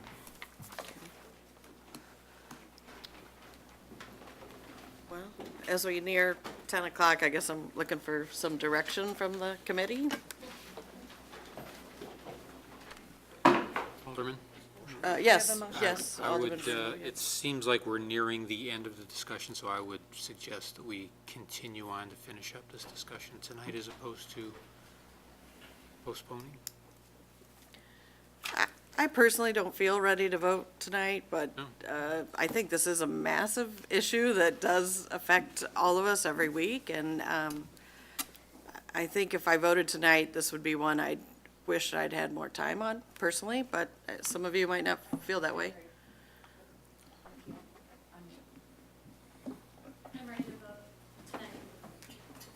Alderman Radecki? I guess Rich, what does the delay do with the coordination with multiple jurisdictions, though? That's, Yeah. Why do we have to go first? Well, if you delay it tonight to the next cow, that would be the 28th, which means your earliest you'd be able to vote, 29th, thank you. Which means the earliest you'd be able to vote on it would be the first week of June, which would give us less than 30 days for a transition if you changed vendors. So it's going to get extremely complicated moving forward. I really don't care what Batavia and St. Charles do. That's their issue. My focus is on maintaining the service quality to the residents of the city of Geneva. So I don't know how much more information we can provide. The proposals speak for themselves. It really comes down to, do you accept a proposal from what staff believes is the lowest responsible bidder, or a proposal? We interchange those words kind of commingly. Or do you elect to go with Advanced Disposal, who is a proven vendor for the city of Geneva? I'm perfectly happy with their service that they've provided.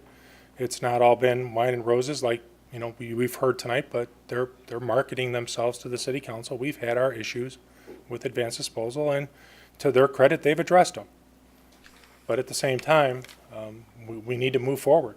And I would respectfully request that, staff has given direction as to how to move forward with this project. Time is not critical, but time is getting awfully interesting. And we have been, when I say we, I mean myself and my counterparts have been working on this proposal significantly since last fall. I can honestly say I put between 12 and 15 hours a week on this project. The contract that you see before you tonight, the specifications you see before you tonight, are fundamentally the same specifications that Advanced Disposal was awarded 5 years ago with this contract. There was no need or call back 5 years ago for a transition plan. There was no need or call 5 years ago for a safety plan. There was no need or call for 5 years ago for your drug testing plan. Their drivers are CDL drivers. I'm a CDL driver. We had a drug test in the city of Geneva last week, as a matter of fact. So for them to say that they drug test their drivers, well, yeah, we have to. It's federal law. So I'm kind of cutting through that chaff. So if you're asking me, and I don't get a vote, I would request that we get direction from the city council one way or another. But again, I'll defer to your opinion. Thank you.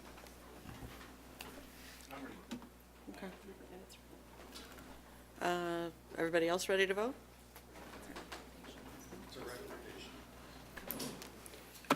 All right, let's take a roll call vote. Mike Bruno? Aye. Chair Burkhart? Nay. Becky Ruby? Nay. Dean Kilburg? Aye. Craig Maladra? Aye. Richard Marks? Aye. Jean McGowan? Nay. Jim Radecki? Aye. Robert Swanson? Aye. Motion passes. Passes 6-3. Pardon? that was just a recommendation. Obviously, it'll come before the city council, so. All right, on to new business, public comment. Any new business? Anybody who's stuck with us? All right, can I vote? Oh, Alderman Bruno. I do. I think the council might note in the greater public, we are now broadcasting in HD. Well, I don't think we're broadcasting in HD, but we are YouTubing in HD. YouTubing in HD, correct. Very good. I think we're ready to adjourn. Could I get a motion? Alderman Marks. A second? Alderman Ruby. All those in favor of adjournment, please say aye. Aye. Thank you.